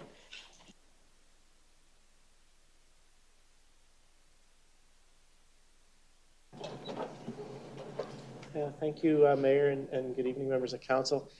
I'm pleased to be here tonight with Dillon Consulting. We've got Patty Kennedy joining us, and then Amy Greenberg, who's in the gallery. Patty's going to walk us through a presentation on how far we've come with the city's new official plan, and we'll also be willing to answer questions. Either Patty can answer or can be directed to myself at the end of the presentation. But I'll turn it over to you, Patty, and thank you. Good evening, Mr. Mayor, members of council. It's a pleasure to be here this evening. I have a very brief presentation to just highlight a number of the items that were in the background report, in your agenda package, and in the staff report prepared by Eric and his team. So as you recall, we're doing a new official plan. This new plan is going to provide a new long-term vision for growth for the city up to the year 2056. It's a 30-year plan. It will align with the province's provincial planning statement, which is a key kind of provincial document to guide how plans are done in the province of Ontario. It's going to implement a whole raft of changes that the province has been doing the last number of years to the Plan Act to really help modernize your decision-making document and keep it up to date. I'll talk a little bit tonight about stakeholder engagement. While we're doing this on a very accelerated timeline, we do have a fairly robust community stakeholder engagement program that we're going through along the way. And the end goal is to deliver a concise, very user-friendly, strategic document to make decisions on land use, transportation, infrastructure to help guide the city over the next 30 years. Some of the things that you can expect from this new OP is to ensure that we have the appropriate amount of land for residential, commercial, employment uses up to that time horizon.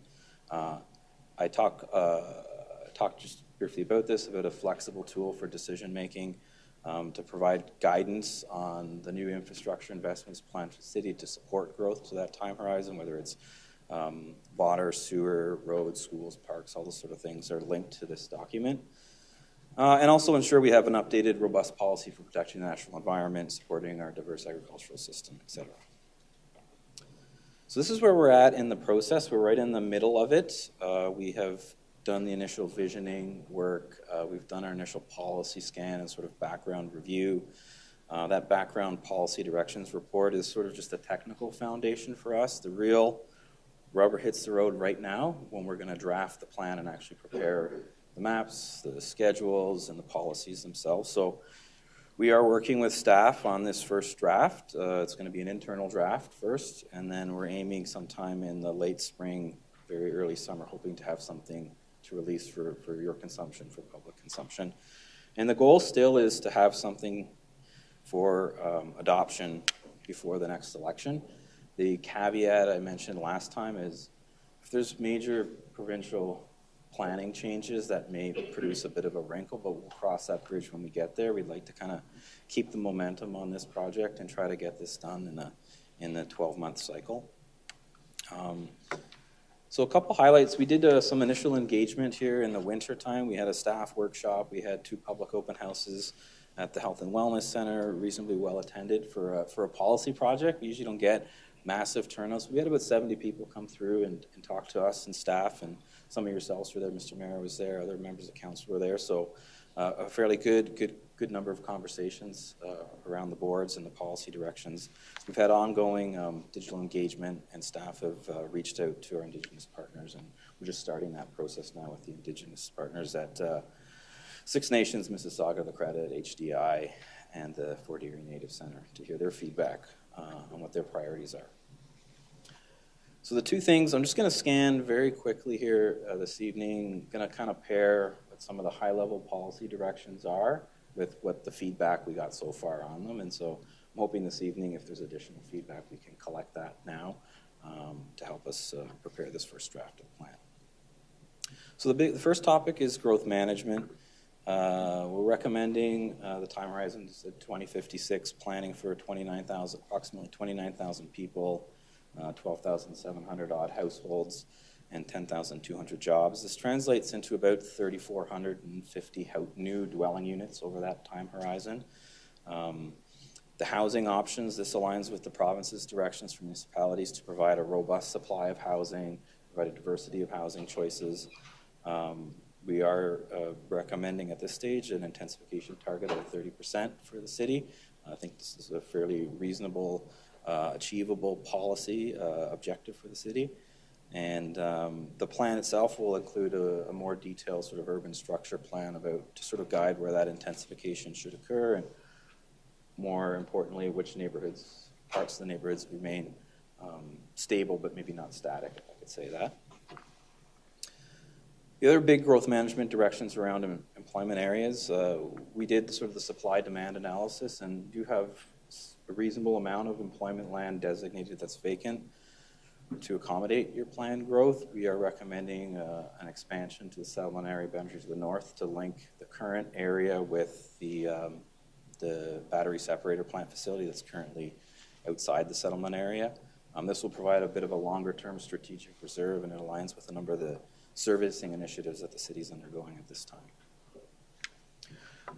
What we heard so far anyway was with respect to infrastructure priorities, the residents who attended generally I would say, positively pleased with a number of the improvements the city's doing to improve the existing roads and the existing sewers and stormwaters in the built-up area.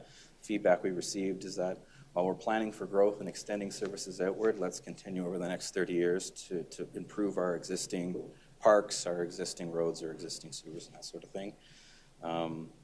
The big topic we usually get a lot of feedback on is around growth and the magnitude and quantum of growth and what it can mean for a community. And I didn't personally sense a ton of anxiety from residents that I spoke with at this time, but I know from experience this will come as change starts to happen, as homes and development projects come forward. And so the plan still has to be responsive to this reality that there will always be a bit of resistance to change in the community. And that really is around form, often around form and character and fit, so that the OP we are expecting to provide guidance on that about built form and fit and guidance for intensification and infill. And, overwhelmingly a lot of support for continued improvements to the waterfront and continued support to grow tourism in the area. From an environmental and water resources perspective, the OP will have a natural heritage system, a series of protected areas where development is not expected to incur. The main feedback on that is just to make sure we got good mapping, and the mapping is as accurate as possible. So we'll be working off of the region's base mapping, but working with staff to make sure it is accurate and locally sensitive. The source water protection policies to ensure that sort of the municipal drinking water areas are protected from incompatible land use and development, and have updated policies there, as well as some infrastructure policies to encourage kind of low impact development standards in the existing built up areas to help manage kind of urban runoff and some of the stormwater challenges that the city's had over the last number of years. We didn't get a ton of feedback on these kind of policies. I think the case is that you got to see it to know how it impacted. It is fairly abstract in its written form at this stage. But the two things I was just going to point out was, again, I think stakeholders want to see accurate mapping that reflects real world features, that the shoreline continues to be a priority protection area, and as development is located in appropriate locations along the shoreline. With respect to source water protection, we got one very specific comment from a resident around not just protecting municipal source water drinking, but also looking at rural sources of water. There's very limited choice in what we can do there. We will take that comment back and give it some thought. The last theme around agriculture, the intention here for this policy is to provide broader suite of more up-to-date permitted uses for farmers so that they have a broader range of choices, and allow them to do greater permissions for on-farm diversified uses to support the local economy, and that's gonna it's consistent with the provincial direction. So we're just going to modernize the plan from that respect to give people more choice and more flexibility with what they do on their lands. I suppose the other two areas worth mentioning is that we did get a request for a settlement area expansion and gas line, and anytime we do settlement area expansions, we do have to sort of investigate the quality of the agricultural lands, and so protection of prime ag lands is still paramount in the province, and that's a piece of work we'll have to do in phase 3 as we look at it. Along that theme of supporting the agricultural area, updating the policy framework to allow for some additional ADUs in the rural and agricultural area as well. So generally supportive, I would say. The main theme, what I just mentioned, the rural residential expansion to look at. The main theme to think about too was just as the city grows to make sure the policies around the urban edge of the city, that we have some policies in place to sort of minimize conflict between urban and rural. Again, that's an area where there is limitation to what an OP can do, but that's something we can provide direction on. So that's like a quick breeze through about 150 pages of policy directions, but the next steps really are to roll up our sleeves and start writing the plan with staff. We're targeting the end of spring to have something completed and hoping to do the engagement in late spring, early summer on that plan. So happy to take questions. If there's other stakeholders you think we need to speak to as well, happy to hear that. And I'll pause there. Thank you. Perfect, thank you. Questions down here? Councilor Bruno. Thank you, Worship. Perhaps you can tag team this question, Manager of Planning and yourself. So one of the things that interested me the most that in the last year was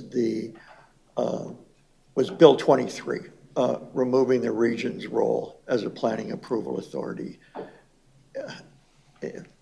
I personally celebrated it at home, but not to digress. The statement in the city's report on page 4 of 11 talks about, besides the removal of that planning authority from the region, the city of Port Colborne absorbed the Niagara official plan, making the city the primary approval authority for official plan amendments and development applications. And this was the sentence that caught me, and I'd like some comment on it. These changes must be included in the new OP as the Niagara official plan remains applicable through the city's planning and development approvals process and should be used to inform planning decisions. I love that word. I'm thinking it's going to be the word of the year. What I'd like to know is, there's been a lot of things that have happened since Bill 23 that has allowed our planning department to do some things here that because of this handover control. And so I'm wondering what the extent of that having regard or to inform planning decisions the existing Niagara regional official plan has, and accompanying that, will the kind of things that will change, will it be simultaneously incorporated into the work you're doing and the official plan? I don't know, whoever wants to go first. Go ahead. I'll give this a quick shot. My understanding here is that during this transition period where we have an old official plan for the city of Port Colborne and a relatively new official plan from the region, that when you're making decisions between now and when you have your new OP, you want to have regard to that regional official plan. It has a more up-to-date policy. You would use that one and consider it when making your decision. When we get to the end of this process and we have a new OP for Port Colborne, we will have reviewed what's relevant in that regional P and roll it into your document such that, my view of the world anyway, you're going to be working with the one document. That's the City of Port Colborne official plan. We've done it to pick the key relevant policies that were applicable and put it into this plan. That's how I see it working going forward.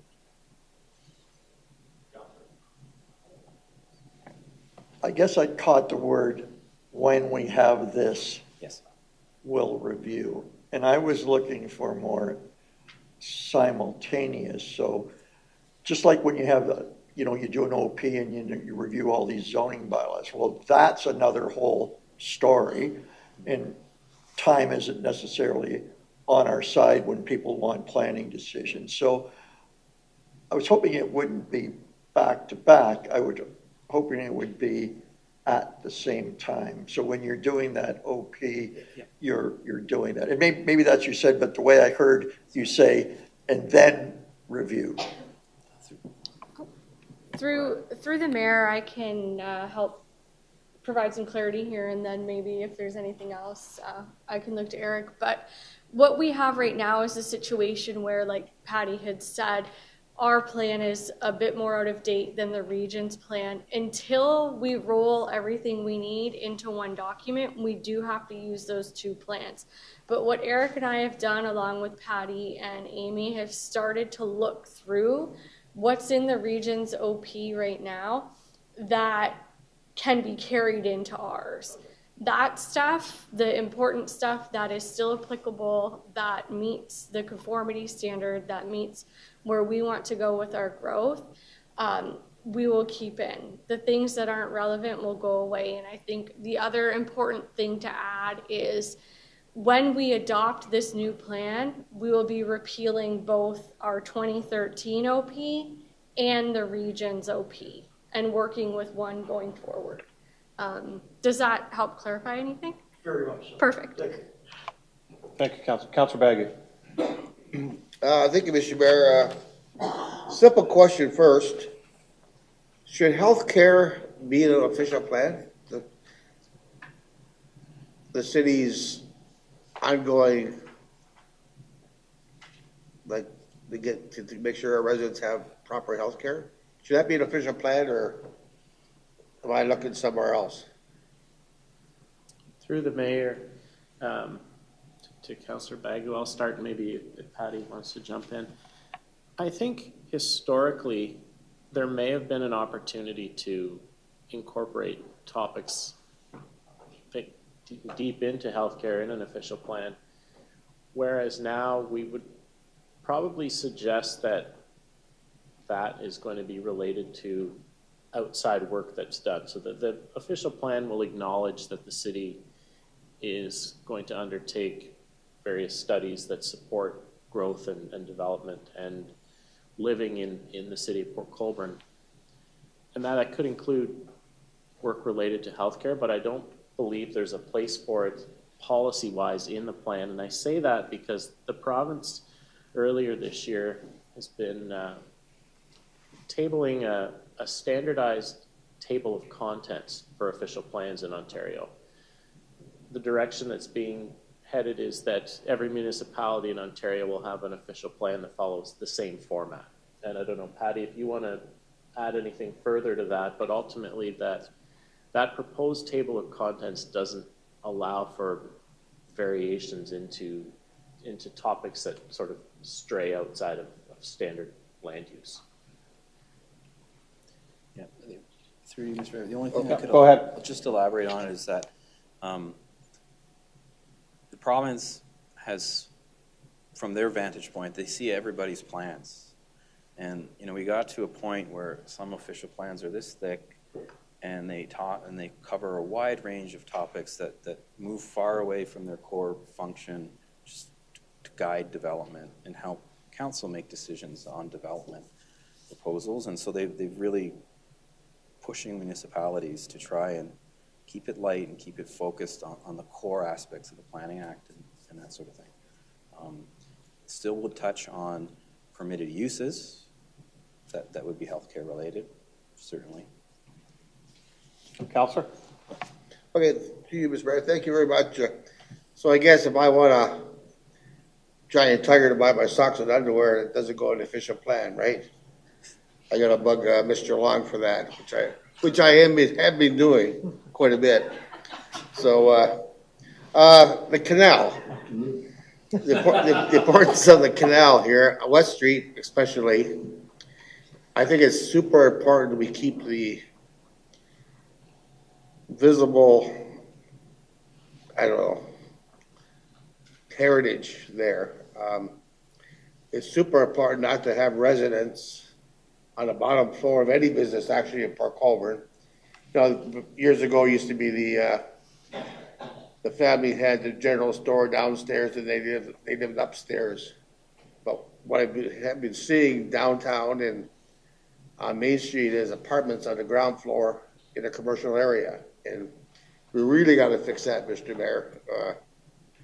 I don't know if you do that through official plan or we update our bylaws. So I'm hoping we can do that. And you're referring one to our Parks and Rec Master Plan, which council is still waiting to see. Hopefully it's going to be here before too long. This will be the third master plan, Parks and Rec, since I've been on council. So I think there might be a problem with that's why we haven't seen it yet. I'll let the CEO deal with that later. Let's get your first question answered before okay, you keep sure. going here. You want to answer his first question? Thank you. Through the mayor to Councillor. I think we certainly can include language in the official plan that talks about main floor commercial uses in the downtown zone. It's something that we see in other municipalities. They build it into both the official plan and zoning. It's not something we currently have contemplated, but it's certainly something that's worth review and potentially adding to the plan. Go ahead, Councillor. Yep. Through you, Mr. Mayor, I would appreciate that because there's a lot of non-conforming residents in our municipality, and it's blocking other businesses from coming into Port Colborne. I have one more point. The mapping accuracy for Port Colborne,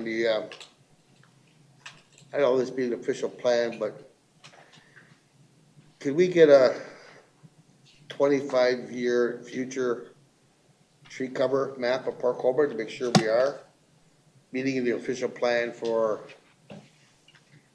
our environment? Or is that just something, basically I want to know, are we going to hit that target in the lifespan of this official plan? Through the mayor to the councillor, in terms of a canopy target, we have a point in time target that was done in 2022 or 2023.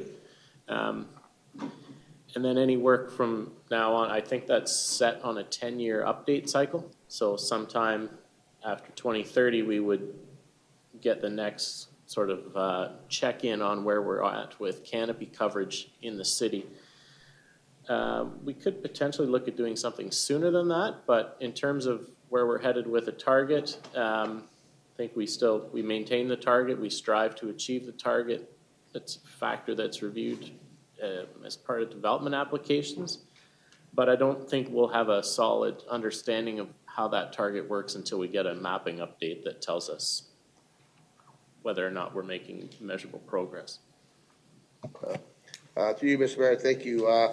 Last one, our President Ward 4 councillors, maybe next Ward 3 councillors, we talked about the Hamden expansion and gas line, and I think that's very important. And one of the problems seems to be the MTO with having access to the number 3 highway, which goes from Fort Erie all the way to past Dunville, which lots of access.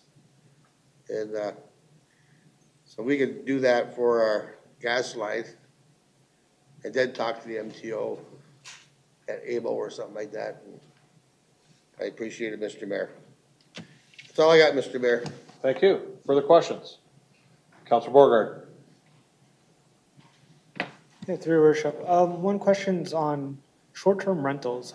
Was there any policies? I didn't see any in there. I'm just wondering, is that something that maybe should be included in the OP? Through the mayor, if you will recall, I think before both Mr. Otch and myself joined, there was an official plan amendment that implemented some short-term rental policy framework. What we can do on a go-forward basis is ensure that any policy framework that we need to carry forward in this official plan reflects the short-term rental framework that our licensing staff and our building staff are working to implement on the bylaw end. But is there anything further? Because I think we're still trying to work out the shirks and shores versus the rest of the community. So I would imagine that when we go forward, there will be some kind of policy that outlines that sort of arrangement moving forward. I guess my second question will be about the cultural heritage. And so when we're talking about, I agree with Councillor Bagu about the importance of the canal and its heritage. And I'm just wondering, when any development is brought forward, are you, like, is this going to be a reason to request a heritage impact study or to do an archaeological dig just because you're next to the canal? Like, I'm just wondering what we can see going forward. So through the mayor to councillor, I think for the archaeology piece, that's guided by a schedule that I hope we bring forward through the region's official plan related to an archaeological management plan that was put together on a regional level. That identifies areas of archaeological potential. That's currently what we're using. I find it is a better tool than the standardized screening tool that the province has. So we'd like to keep that, and we'll be suggesting that that goes forward in the new plan. In terms of canal and cultural heritage, I hadn't thought about anything policy-wise beyond the archaeology piece, but I certainly am open to thoughts and discussions on what that might look like. Through you, I was just curious as to, I guess I look forward to seeing what kind of policies come forward into what the West Street essentially will look like and what we want to do moving forward. And yeah, I just want to make sure there's not too many barriers, I suppose, to progress as well. So it's a matter of, obviously it's that give and take. And yeah, I think West Street would be a great area for that, and it'd be great to see. Okay, thank you. Councillor Elliott? Thank you, Mayor. Just a couple of quick things. On page 5, it's under the subheading growth forecast, and there's something that jumped off the page at me. It says in the bullet point, the city must align with PPS 2024, which emphasizes planning for a full range of housing options. The urban-rural distribution of growth should be addressed in the next steps. Market demand is expected to return to historical patterns, including renewed demand for ground-related housing within urban settlement areas, which I take it to be single-family homes, as opposed to apartment buildings and 3-story walk-ups, stack towns, things of that nature. Am I reading that correctly? Through you, Mr. Mayor. So ground-oriented housing is townhomes, singles, and semis. It's a kind of an envelope term as opposed to sort of high-rise intensification. And that comment is from our land economist. I recognize the language, and it's more of a global comment about the state of the housing market. That we've gone through this particularly Greater Golden Horseshoe has gone through this great period of high levels of high-rise development intensification, and there's likely to be we're anticipating a bit of a swing back in the pendulum to that. And thank you for that, because through you, Mr. Mayor, that seems to be directly opposed to almost every single plan of subdivision we've had lately, where by far the majority of units that have been planned are apartment buildings, 3-story stacked towns, everything off the ground. There's one that's even, I don't think it hasn't come to council yet, but there's a public open house that's just up off of West Side Road. That is, the entire development is 6-story apartment buildings. No single family homes, no townhouses, no anything, just apartment buildings. And when I saw that it said demand renewed for ground related housing, I was thinking, that's not what we have on our books. It's ground-related housing is like the most minimal portion of almost every single plan of subdivision that we have. And I don't know if that makes us take a look at other plans when they come to council, when it comes to planning. Are we going to take that into consideration going forward? Through you, Mr. Mayor, just one more thing. The forecast ultimately is for 70% of that we have. We anticipate about 70% of future housing to be townhomes, singles, and semis, and 30% apartment. It is sort of more balanced than maybe the statement leads one to believe. But and Eric, I don't know if you want to add to more to that with respect to the forecast alignment with development trends you're seeing or not. Or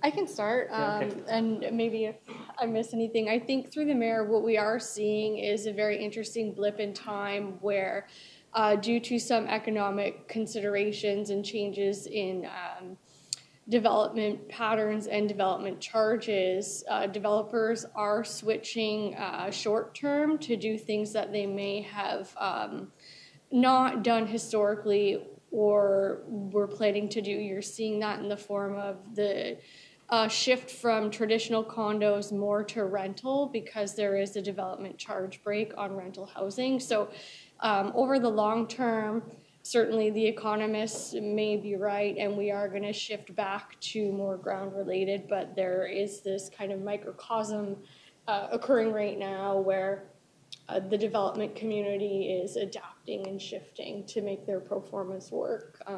But I'm not a land economist. That's just, I think, the pulse we're getting from the pre-consultation meetings we've been having lately. Perfect, thank you. And just one other question, and this ties into what Councillors Bagu and Beauregard had mentioned. Under cultural heritage and archaeology, taps right into what Councillor Beauregard said.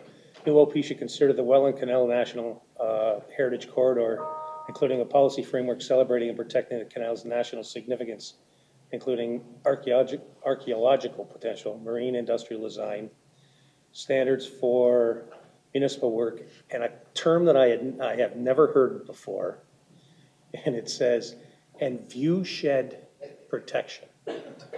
I'm not exactly sure what view shed means, but I'm thinking something along sight lines, if that is true.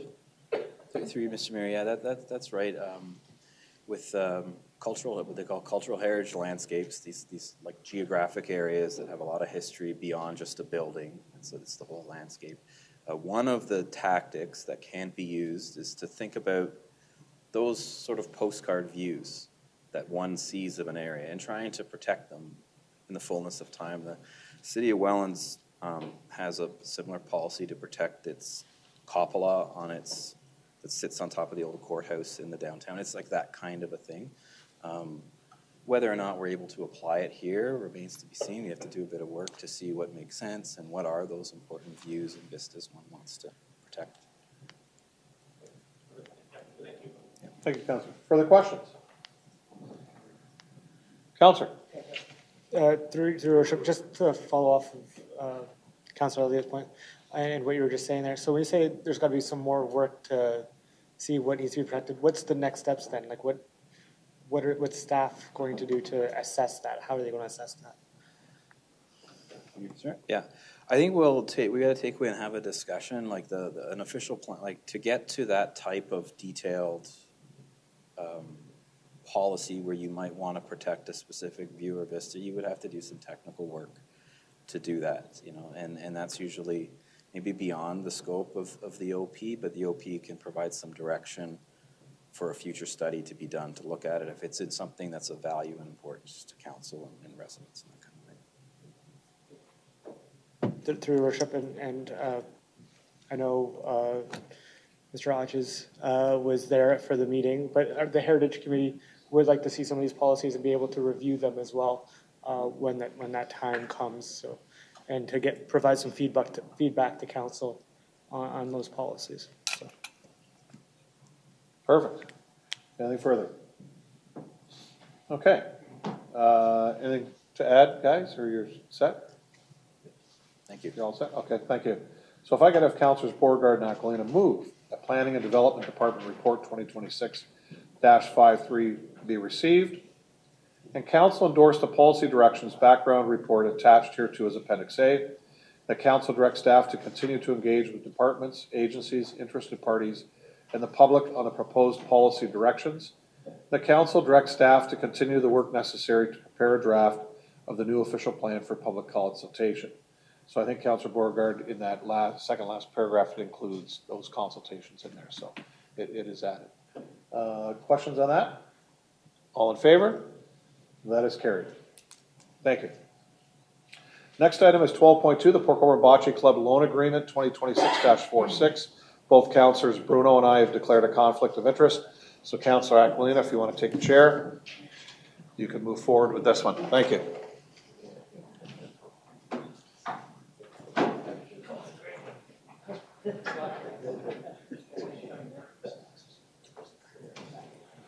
Oh, Lord.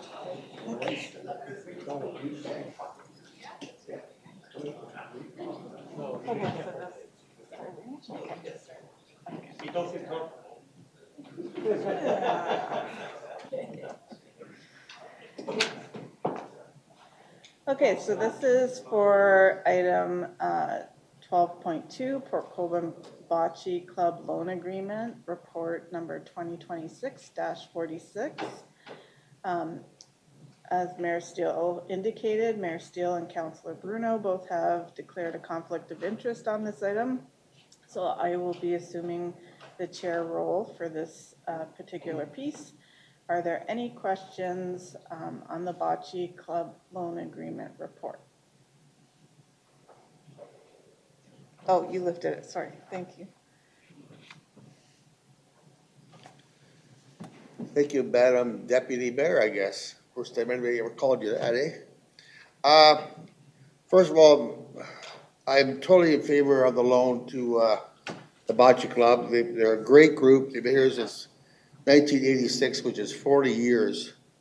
They started with Art Stead as Parks and Rec manager, so everybody knows how long ago that was. And since then, they've done nothing but get bigger and better. And as of right now, there's 384 active members, life members, and there's a waiting list. And waiting list has been there for quite a bit. And they also support the Special Olympians. They have them actually there doing the bocce, and plus they sponsor, fundraise for them. And they also sponsor the Community Connect and grade school breakfast clubs. So this is just a run-of-the-mill organization, Madam Deputy Mayor. It's an established community club that is also incorporated. And basically what I'm going to ask for is amendment for the rate. Basically, we want to charge them 6.45% interest over the 5 years, I think it is, Deputy Mayor. And I know, talking to the CEO today, our city funds, we get about 3% interest. I'm not talking money that's stashed away at the big banks. But what I'm looking at, Madam Deputy Mayor, is a rate of 3.5%, but it also open, so it can be paid back earlier. Because right now, I don't think it really says it can be paid back earlier. It has to go by the full term.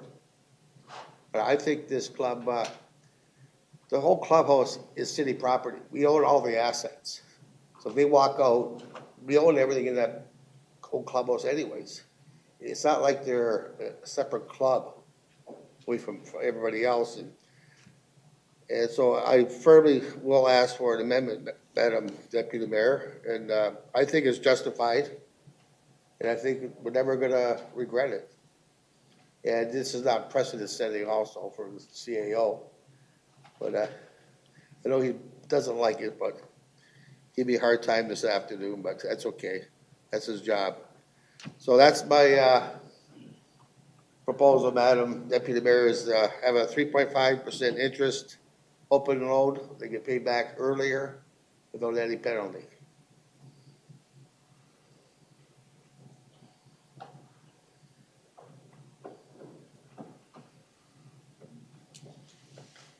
Thank you, Councillor Bagu. Does anybody want to be a seconder to the proposal? So Frank, Councillor Danch. And any comments from anybody? Thank you, Chair. Acting Mayor, sorry. To the councillor, first, I think we need to clarify. I don't think I gave you a hard time. You asked me some questions, and I provided some answers. So just a little bit of clarity. So right now, if you were to look at, and our CFO is just finalizing the year end, and we'll have a report to us shortly. Most of our investments right now earn 5 to 6%. Our bank account earns 3.5%. Our rule that we charge when we're doing drains or any other institution or individual, we take the bank prime and we add 2%. And that's what we've applied to everybody. So that's all that I told the counselor. And if you did that, you would get to 6.45%. So the 6.45% just follows the same methodology that we've used for everything else. We take the cost of borrowing, and we've always added the 2%. The 2% reflects the cost of the processing of and development, negotiation of any of the loans or programs that we've put together. So we can set the rate at whatever we want. I just mentioned to the counselor and to council that we have been using the same methodology, and we've applied it to some other organizations. We've applied it to the drains, the people in the drains. We've applied this consistently across the organization for many years.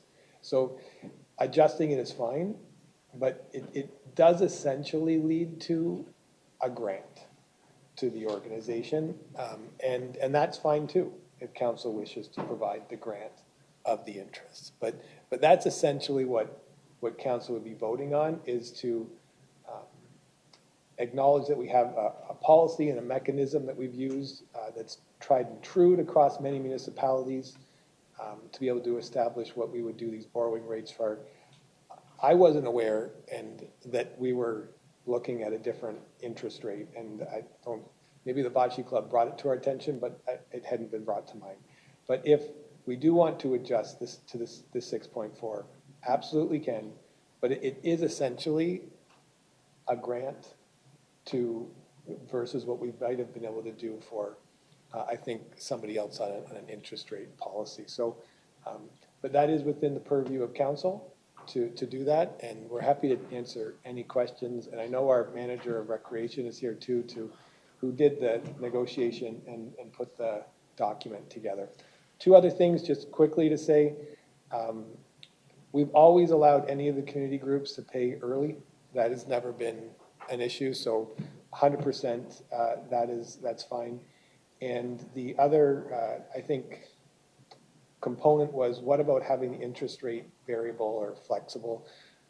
We've seen recently, there's been a lot of talk about interest rates rising. A couple months ago, they were talking about interest rates falling. The thought process here was to fix the interest rate, so that way every year we didn't have to go back and payments were changing, interest rates were changing. What if interest rates did go up? So it just created the stability over the 5-year period. That's why it was set at the cap for everybody. But again, staff will take any direction that you want to give us on this. A fantastic club. I've had one-on-one conversations with the president there. A fantastic individual. And I know every time that the city is asked to use the space, they've always been accommodating, and I suspect that's been for other community organizations, and they rent it to everybody for a small fee, and they do a great job. So thank you for letting me share those pieces of information. Greg, do you want to speak to this?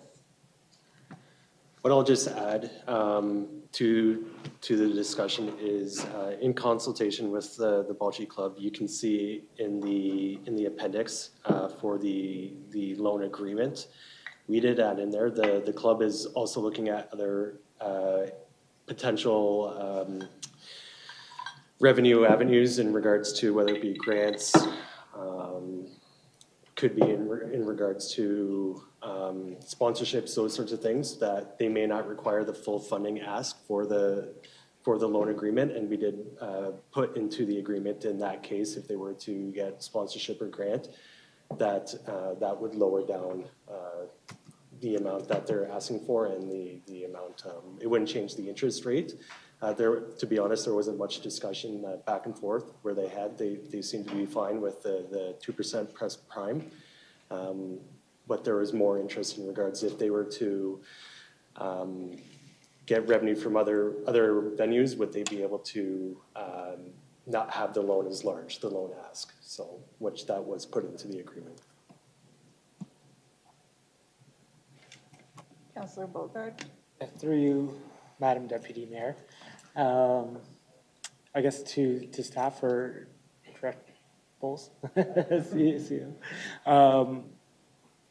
Has there been a precedent in which or a case in which we have provided this sort of leniency to, like, on an interest rate with another group? Like, I would imagine if we did, it was more of like a charity or some type of nonprofit organization. I don't think that's the case in this scenario, would it be? Yeah, through our acting mayor, so the most recent one we did was there was a skating club that joined Port Colborne, and we helped them with some mats. And there was an interest rate involved in that to recover the costs that we upfronted, and they paid back over 2 years. They bought so much ice time, it became a great program. I guess if you were to go back, and the manager of rec can maybe help me if there were other areas, when the Health and Wellness Center was originally built, some of the sports clubs put forward funding to help build it. Soccer club was one of them. And I stand to be corrected, but I don't believe back that 14, 15 years ago that we did have an interest rate component, because all of those buildings were being done between a grant component between what the city had, funds that it had raised, and these amounts that were pledged. So the pledge, I guess, might have inherently had one in, but wasn't explicitly like called out as an interest rate to be paid over a period of time, as it was a pledge to help support the build of the Health and Wellness Center. So where we might have waived the interest rate, off the top of my head, I can't come up with a mechanism, but I think the closest would be the pledges that were made when the Health and Wellness Center was originally built.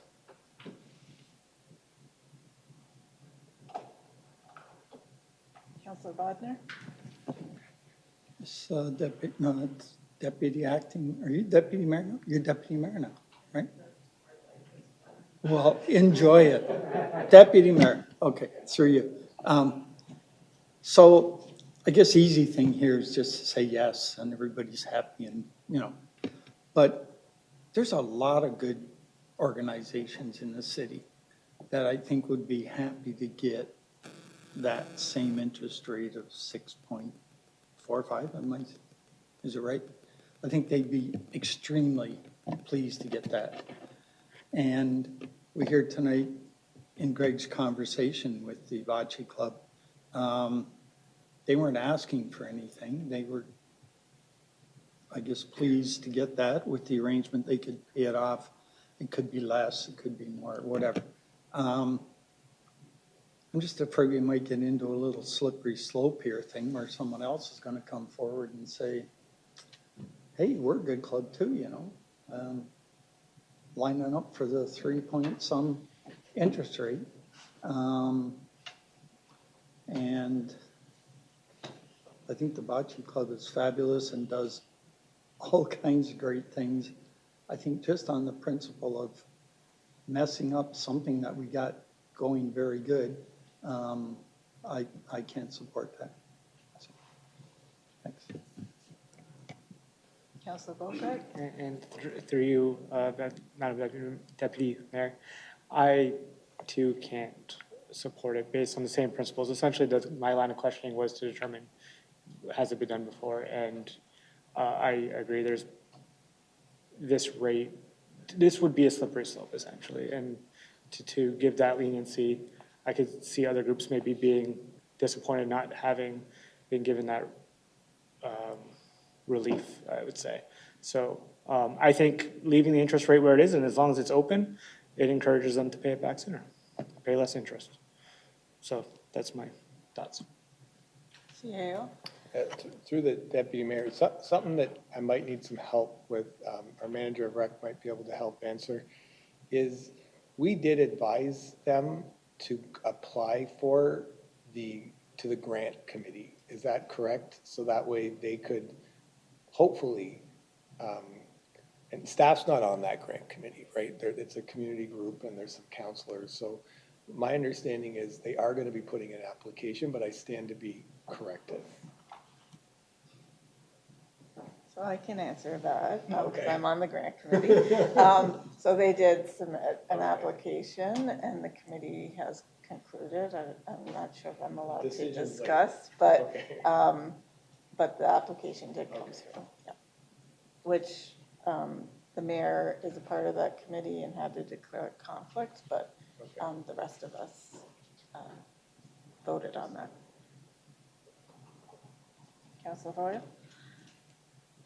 Through Madam Deputy Mayor, I think this is gonna, though I would totally agree with what you said, what everyone said about the Bocce Club, great organization in our town.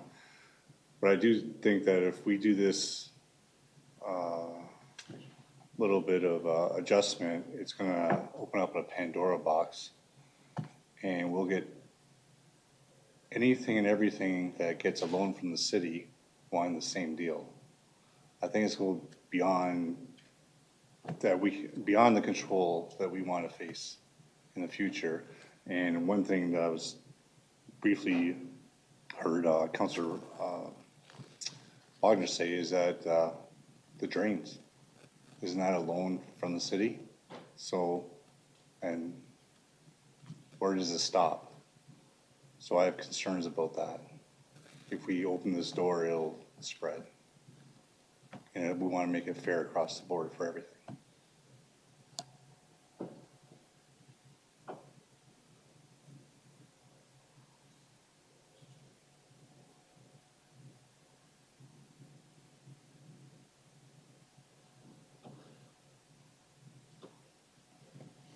Okay, does anybody have any other comments that they would like to make? Oh, Councilor Bodnar? Thanks. I don't even know whether you could tell us this, but so they've applied for not a loan, but a grant where they won't have to pay it back from the city. Is it public knowledge how much they applied for? Or is that, I think that's not. And what do they just confirm? Can you confirm what 6.4% dollar value is on that? Not the 6.4, but what are they asking for? 12,000? Do you know, Greg? Sorry, it's in here, right? Through the deputy mayor, so the total loan here is for $60,000. And the interest amount obviously declines over time, but, and I think what Councillor Baggy has pointed out is over the 5 years, it's over $10,000 of interest. So, right. Yeah, so the faster, thank you, Councillor. So the faster that they receive grants and pay that down, the lower that would be. And our manager of rec has been working with that to be able to help them where we can apply to be able to do that.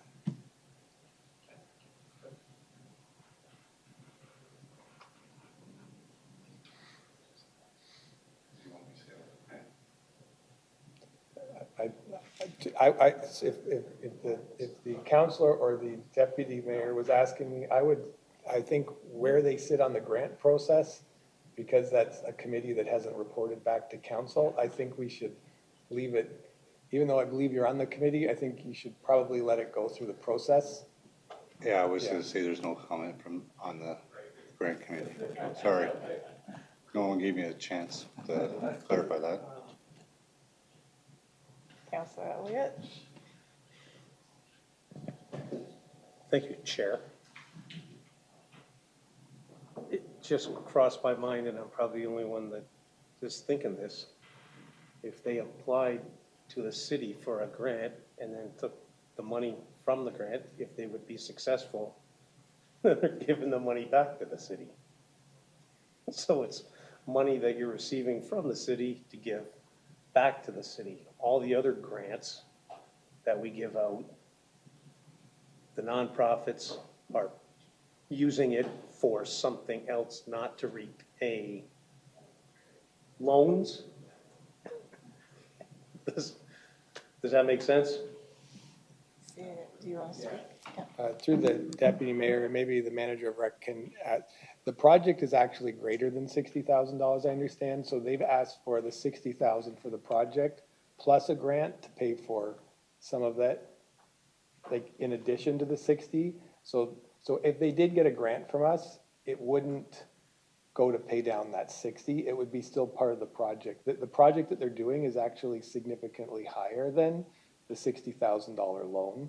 They have some money in reserves they're going to spend. If they get the grant, they would spend. Moving to this artificial turf, like it's a really interesting project, and we really have to commend them for doing it. It's going to extend the life of the track. It's going to allow people to play longer, different weather conditions. It's a fantastic project. And just to add to it, like the CAO stated, there's a portion that they're paying for. There's the $60,000 loan, but then there's a large portion that they are fundraising for. So the grant would go towards that fundraising portion. Any other comments? Oh, sorry, Greg. Go ahead, Greg.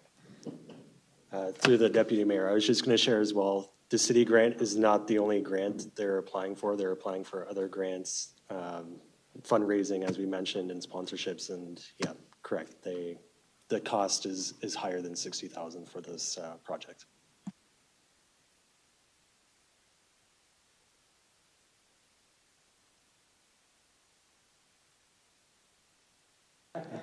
Okay. Any other questions? No? Okay, so we forgot, I messed up already on my first chair position. So we never actually got a mover or seconder for the initial report. And if council's okay, we'll stick with Councillor Bagu and Councillor Danch as the mover and seconder of the original. Do I need to take a vote for that? Or? Okay, so now I can. Okay.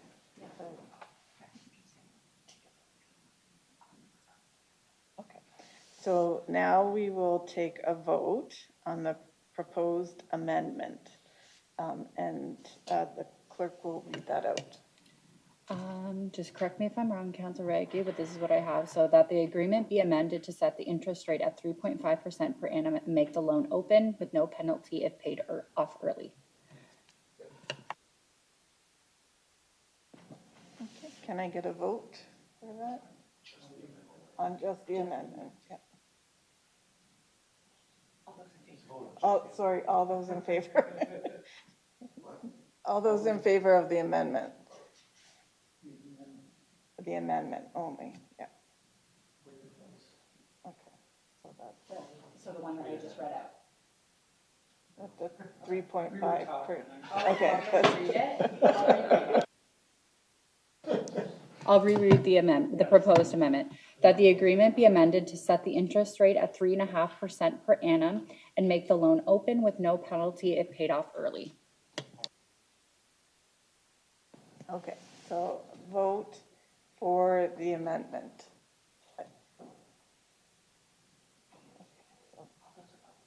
All those opposed? Okay. Okay, so the amendment is lost. So we will go to the original motion, right? That the Recreation and Tourism Department Report 2026-46 be received and that council approve the Bocce Club loan agreement attached hereto as Appendix A between the City of Port Colborne and Port Colborne Bocce Club Incorporated for the purposes of installing new turf courts in place of existing gravel courts at the club, and that the agreement by law be brought forward for council's consideration. All those in favor? All those opposed? Okay, so the amendments.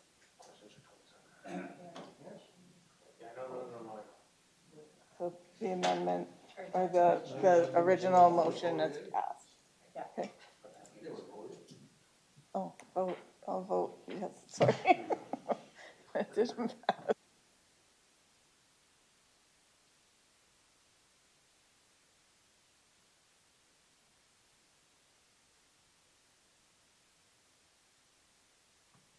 Good job, acting mayor.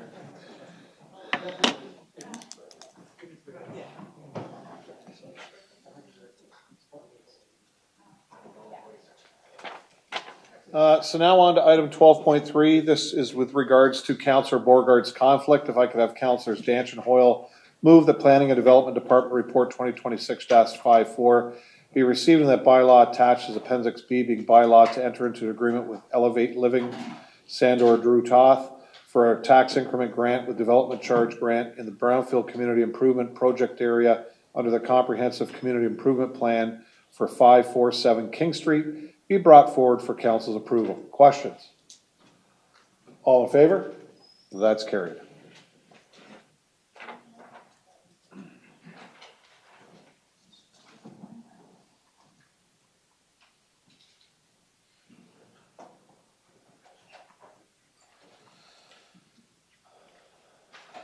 All right. On to staff remarks. Mr. Jewett, anything to add tonight? Yeah, it was a full slate tonight. Thank you, Mayor. Just a couple of notes to highlight. So next weekend, we have our planned Easter activities happening, which will be on Saturday, April 4th. The highlights include the Easter egg hunt, tugboat bunny, K-pop dance party, free swim, and free skate at the Valley Health and Wellness Center. And please visit our website to see a full listing and times of the activities. I just want to update for council that we have just signed a new 5-year agreement with the Port Colborne Minor Baseball Association, which has been agreed to, and this agreement mirrors very similar to the same agreement that was approved at council for the Minor Soccer Association last year. And then I just want to highlight that stay tuned on dates, but we're working with the Niagara River Lions to coordinate an open practice in May at the Valley Health and Wellness Center, and we're excited for that opportunity in partnership with the River Lions. And that's all. Thanks, Greg. Chief. Thank you, Mr. Mayor. Thanks for the kind words earlier about the Polar Plunge and staff. They always do a tremendous job, and oddly enough, just moments after that, that crew that was in the water performed an amazing water rescue at Mud Lake just following the event. There was a citizen who was in the water for quite some time suffering from severe hypothermia. They acted quickly and performed a tremendous rescue, and I just want to commend them for their work. Thank you. Thank you, Chief. And thank your staff for that. Mr. Szpowski. Yes, through you, Mr. Mayor. We just wanted to let the public know that we will be starting our street sweeping program on this coming Monday. So we'll be circulating throughout the municipality, and if people are able to keep their vehicles off of the roads or shift them as we proceed through, it would be much appreciated. And along with that, we're also completing our ditching program right now, which is starting out on Lorraine Road. Thanks. Thank you. Mr. Long? Yeah, thank you, Mayor. Good evening, Council. There's been some conversations and questions at Council in the past about the rehabilitation of wharfs 18.1, 18.2, and 18.3. Just wanted to let Council know that City staff have had some communications in the last couple of weeks with the new president and CEO of the Seaway. We're going to continue to have conversations later this week in Ottawa with Transport Canada officials. We also have a meeting set up next week with the Ontario Marine Partnerships Office in Toronto. So hoping to provide another update to Council over the next few weeks. Our ask continues to be provincial investment in this strategic port infrastructure that we have. This is a port asset for Port Colborne, and we are part of a Great Lakes port system. And so we'll continue the advocacy and look forward to updating Council in the next couple of weeks. Thanks. Thank you. Kelly. I won't go into too much detail about the official plan because I think we heard about that enough tonight. But in addition to that major policy project we have ongoing, we did receive two development applications, which we are in process. One for 547 King Street, which our public meeting is scheduled for April 7th. And Elite has made a resubmission on their secondary plan and zoning bylaw amendment for the balance of their land holdings. We're working to secure a date for an informal drop-in open house as well as the statutory public meeting. We're hoping to get that to you guys in May. And I think in terms of development, those are the two big ones. I did hear as well tonight, I think Councillor Elliott, you had mentioned that there is a open house scheduled by a developer later this week. That's not a city sanctioned one, but it has given Eric and I an opportunity to look at ways in which we can collaborate with developers in the pre-stages to work to have these pre-community meetings with a set of procedural standards. So we're going to be preparing a memo for council on that, and you can expect that in the coming months as well. Thank you. Madam Clerk. Nothing this evening, thank you. Thank you. Mr. CAO. Just quickly, thanks everybody, community, council, and staff for all the work that we've been doing on the regional governance. The public engagement that happened just about 10 days ago, I think was very well received and a number of people coming out. And I look forward to the report that we'll have at the first meeting in April. And just to reiterate, our Director of Development and Government Relations was noting that a couple of us will be in Ottawa and then in Toronto over the next 5 or 6 days on a number of topics ranging from transportation to healthcare to economic development, and look forward to working with Council, Gary the Mayor, in those meetings, and hopefully we have some great stuff to report as those meetings continue. Thank you. On to Councillors' items. Councillor Bodnar. Thank you, Mr. Mayor. Through you to Steve, I guess. I experienced tonight driving here when I got to the end of Colali Street. I was going to turn left and go over the Clarence Street Bridge. The lights weren't flashing, but the bridge was up and the boat was halfway under. So I think they forgot to plug the cord in on those lights for shipping season. If you could check out with whoever's responsible for that. Yes, through your worship, we'll speak to the Seaway in the region about that and make sure that it's functioning. Thanks. Councillor Hoyle. Through the mayor, I don't have much to say tonight. Staff's been taking care of everything as usual. I do have a little bit of concern with, well, not really concern, but with the high winds that come down on Christmas Street, actually all those dead end streets. Staff will see that there is a population of garbage in the ditches at the end. If we can get out there, I've gone out there and did it with my dog, so pick up what I can, but we're filling up the ends fill up that field too. Since those that development may not be going, they have a lot of garbage too, so you know. Okay, got that, Steve. Good. Councillor Danch. Thank you. Through you to the chief, we had a quick conversation there about getting that burned up fifth wheel trailer the heck out of there along the weir. You'll talk to that property owner and try to move him along, please.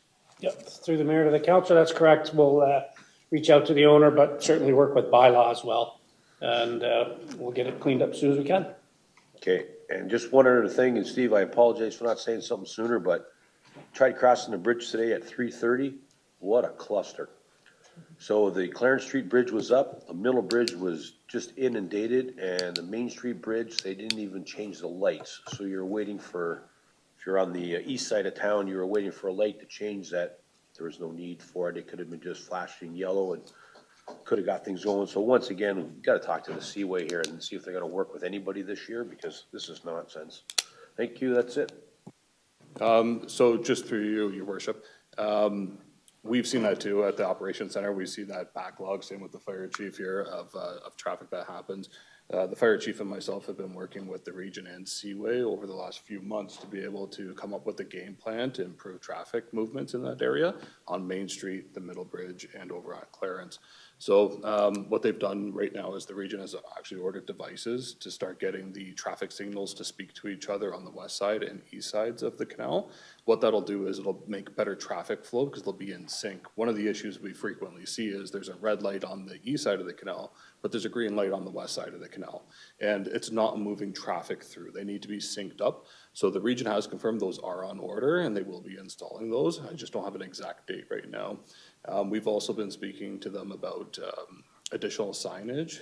This lights that Councillor Bodner brought up recently would be very similar in nature, but we would add additional ones throughout the municipality along the canal to let people know that they may not want to turn down Mellenby because the middle bridge is open and to head all the way down to Main Street to bypass that. So that'll help alleviate some of the traffic there. So I just wanted to let council know there is some hope that's coming there, and it's a lot of work, and the region and Seaway have been really great to work with on this project as well. Good, thanks. Councillor Elliott?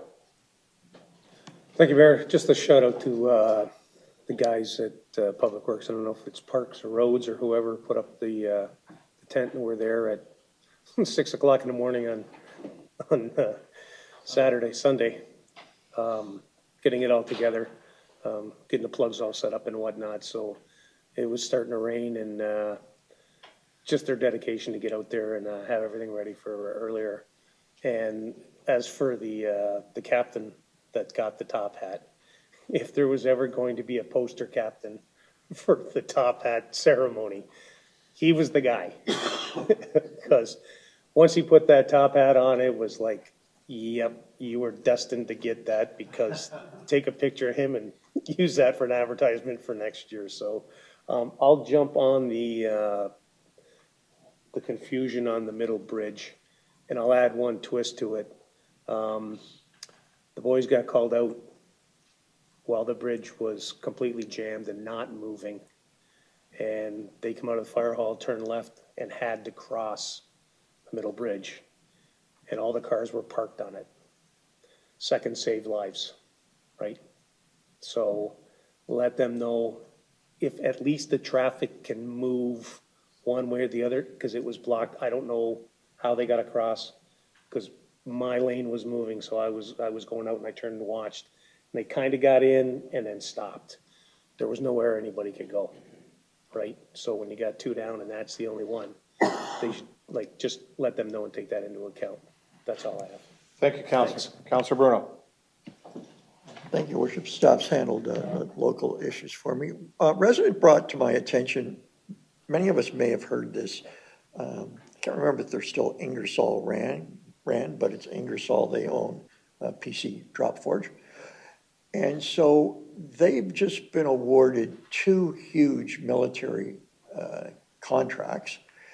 And they're building a giant place in Ingersoll and maybe another one.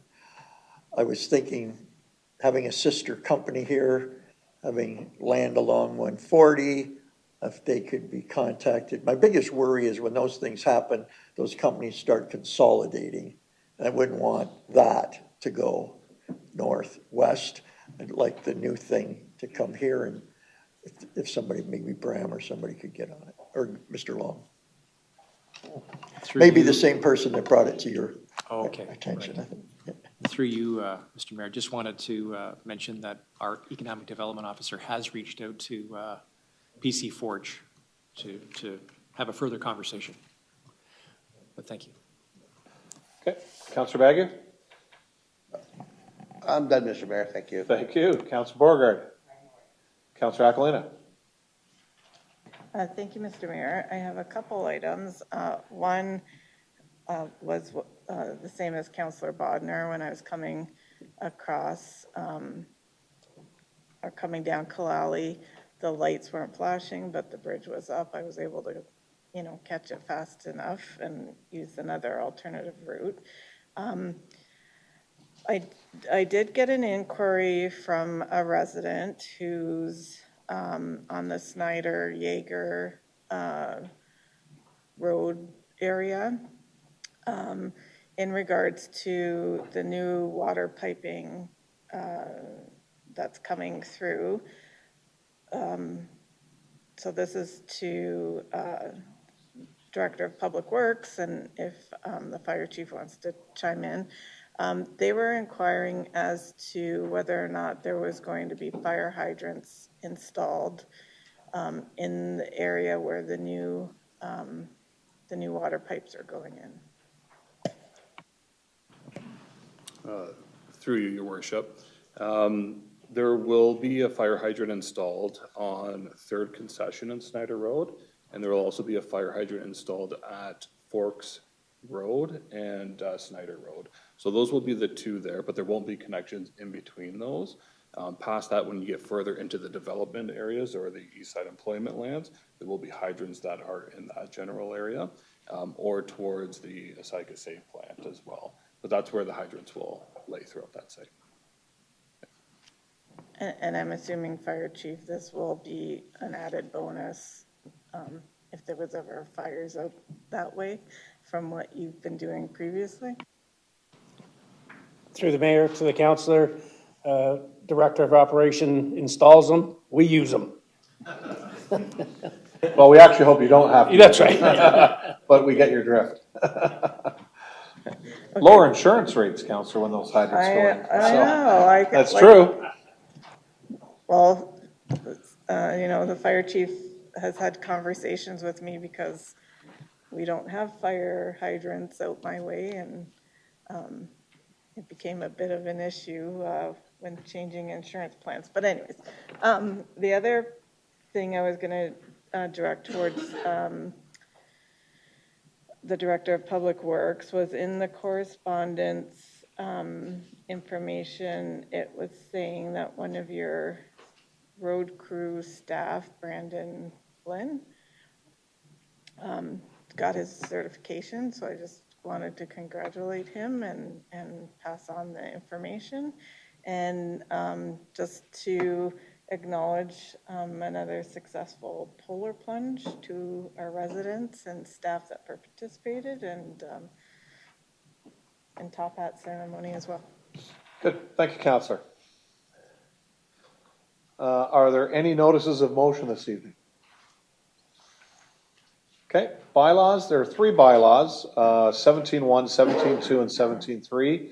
I'm going to do 17.1 and 17.3 and then pass over to Councillor Aquilina for 17.2 for the conflict for Councillor Bruno and I. So if I could have Councillors Aquilina and Bodger move that bylaw 74432726 be enacted and passed as presented. Again, there's a conflict for Councillor Beauregard, so you can't vote on this one. Questions on that one? All in favor? That's carried. And then moved by Councillors Bagu and Elliott that bylaw number 74452926 be enacted and passed as presented. Questions? All in favor? That's carried. 17.2, Councillor, take it away. Thank you. I don't need to read that, I'm assuming, Chair, for this? Yeah. I do? Okay. So I will be assuming the role of Chair for this item to be conducted for 17.2 bylaw number 7444-28-26. Councillor Bruno and moved. Oh. He's got a conflict. Oh, he has, oh yeah, he's got a conflict. Councillor Beauregard and seconded by Councillor Hoyle. That bylaw number 7444-28-26 be enacted and passed as presented. All those in favor? Carried. Oh, do I have to say all those opposed? Okay, all those opposed? No. Okay, thank you.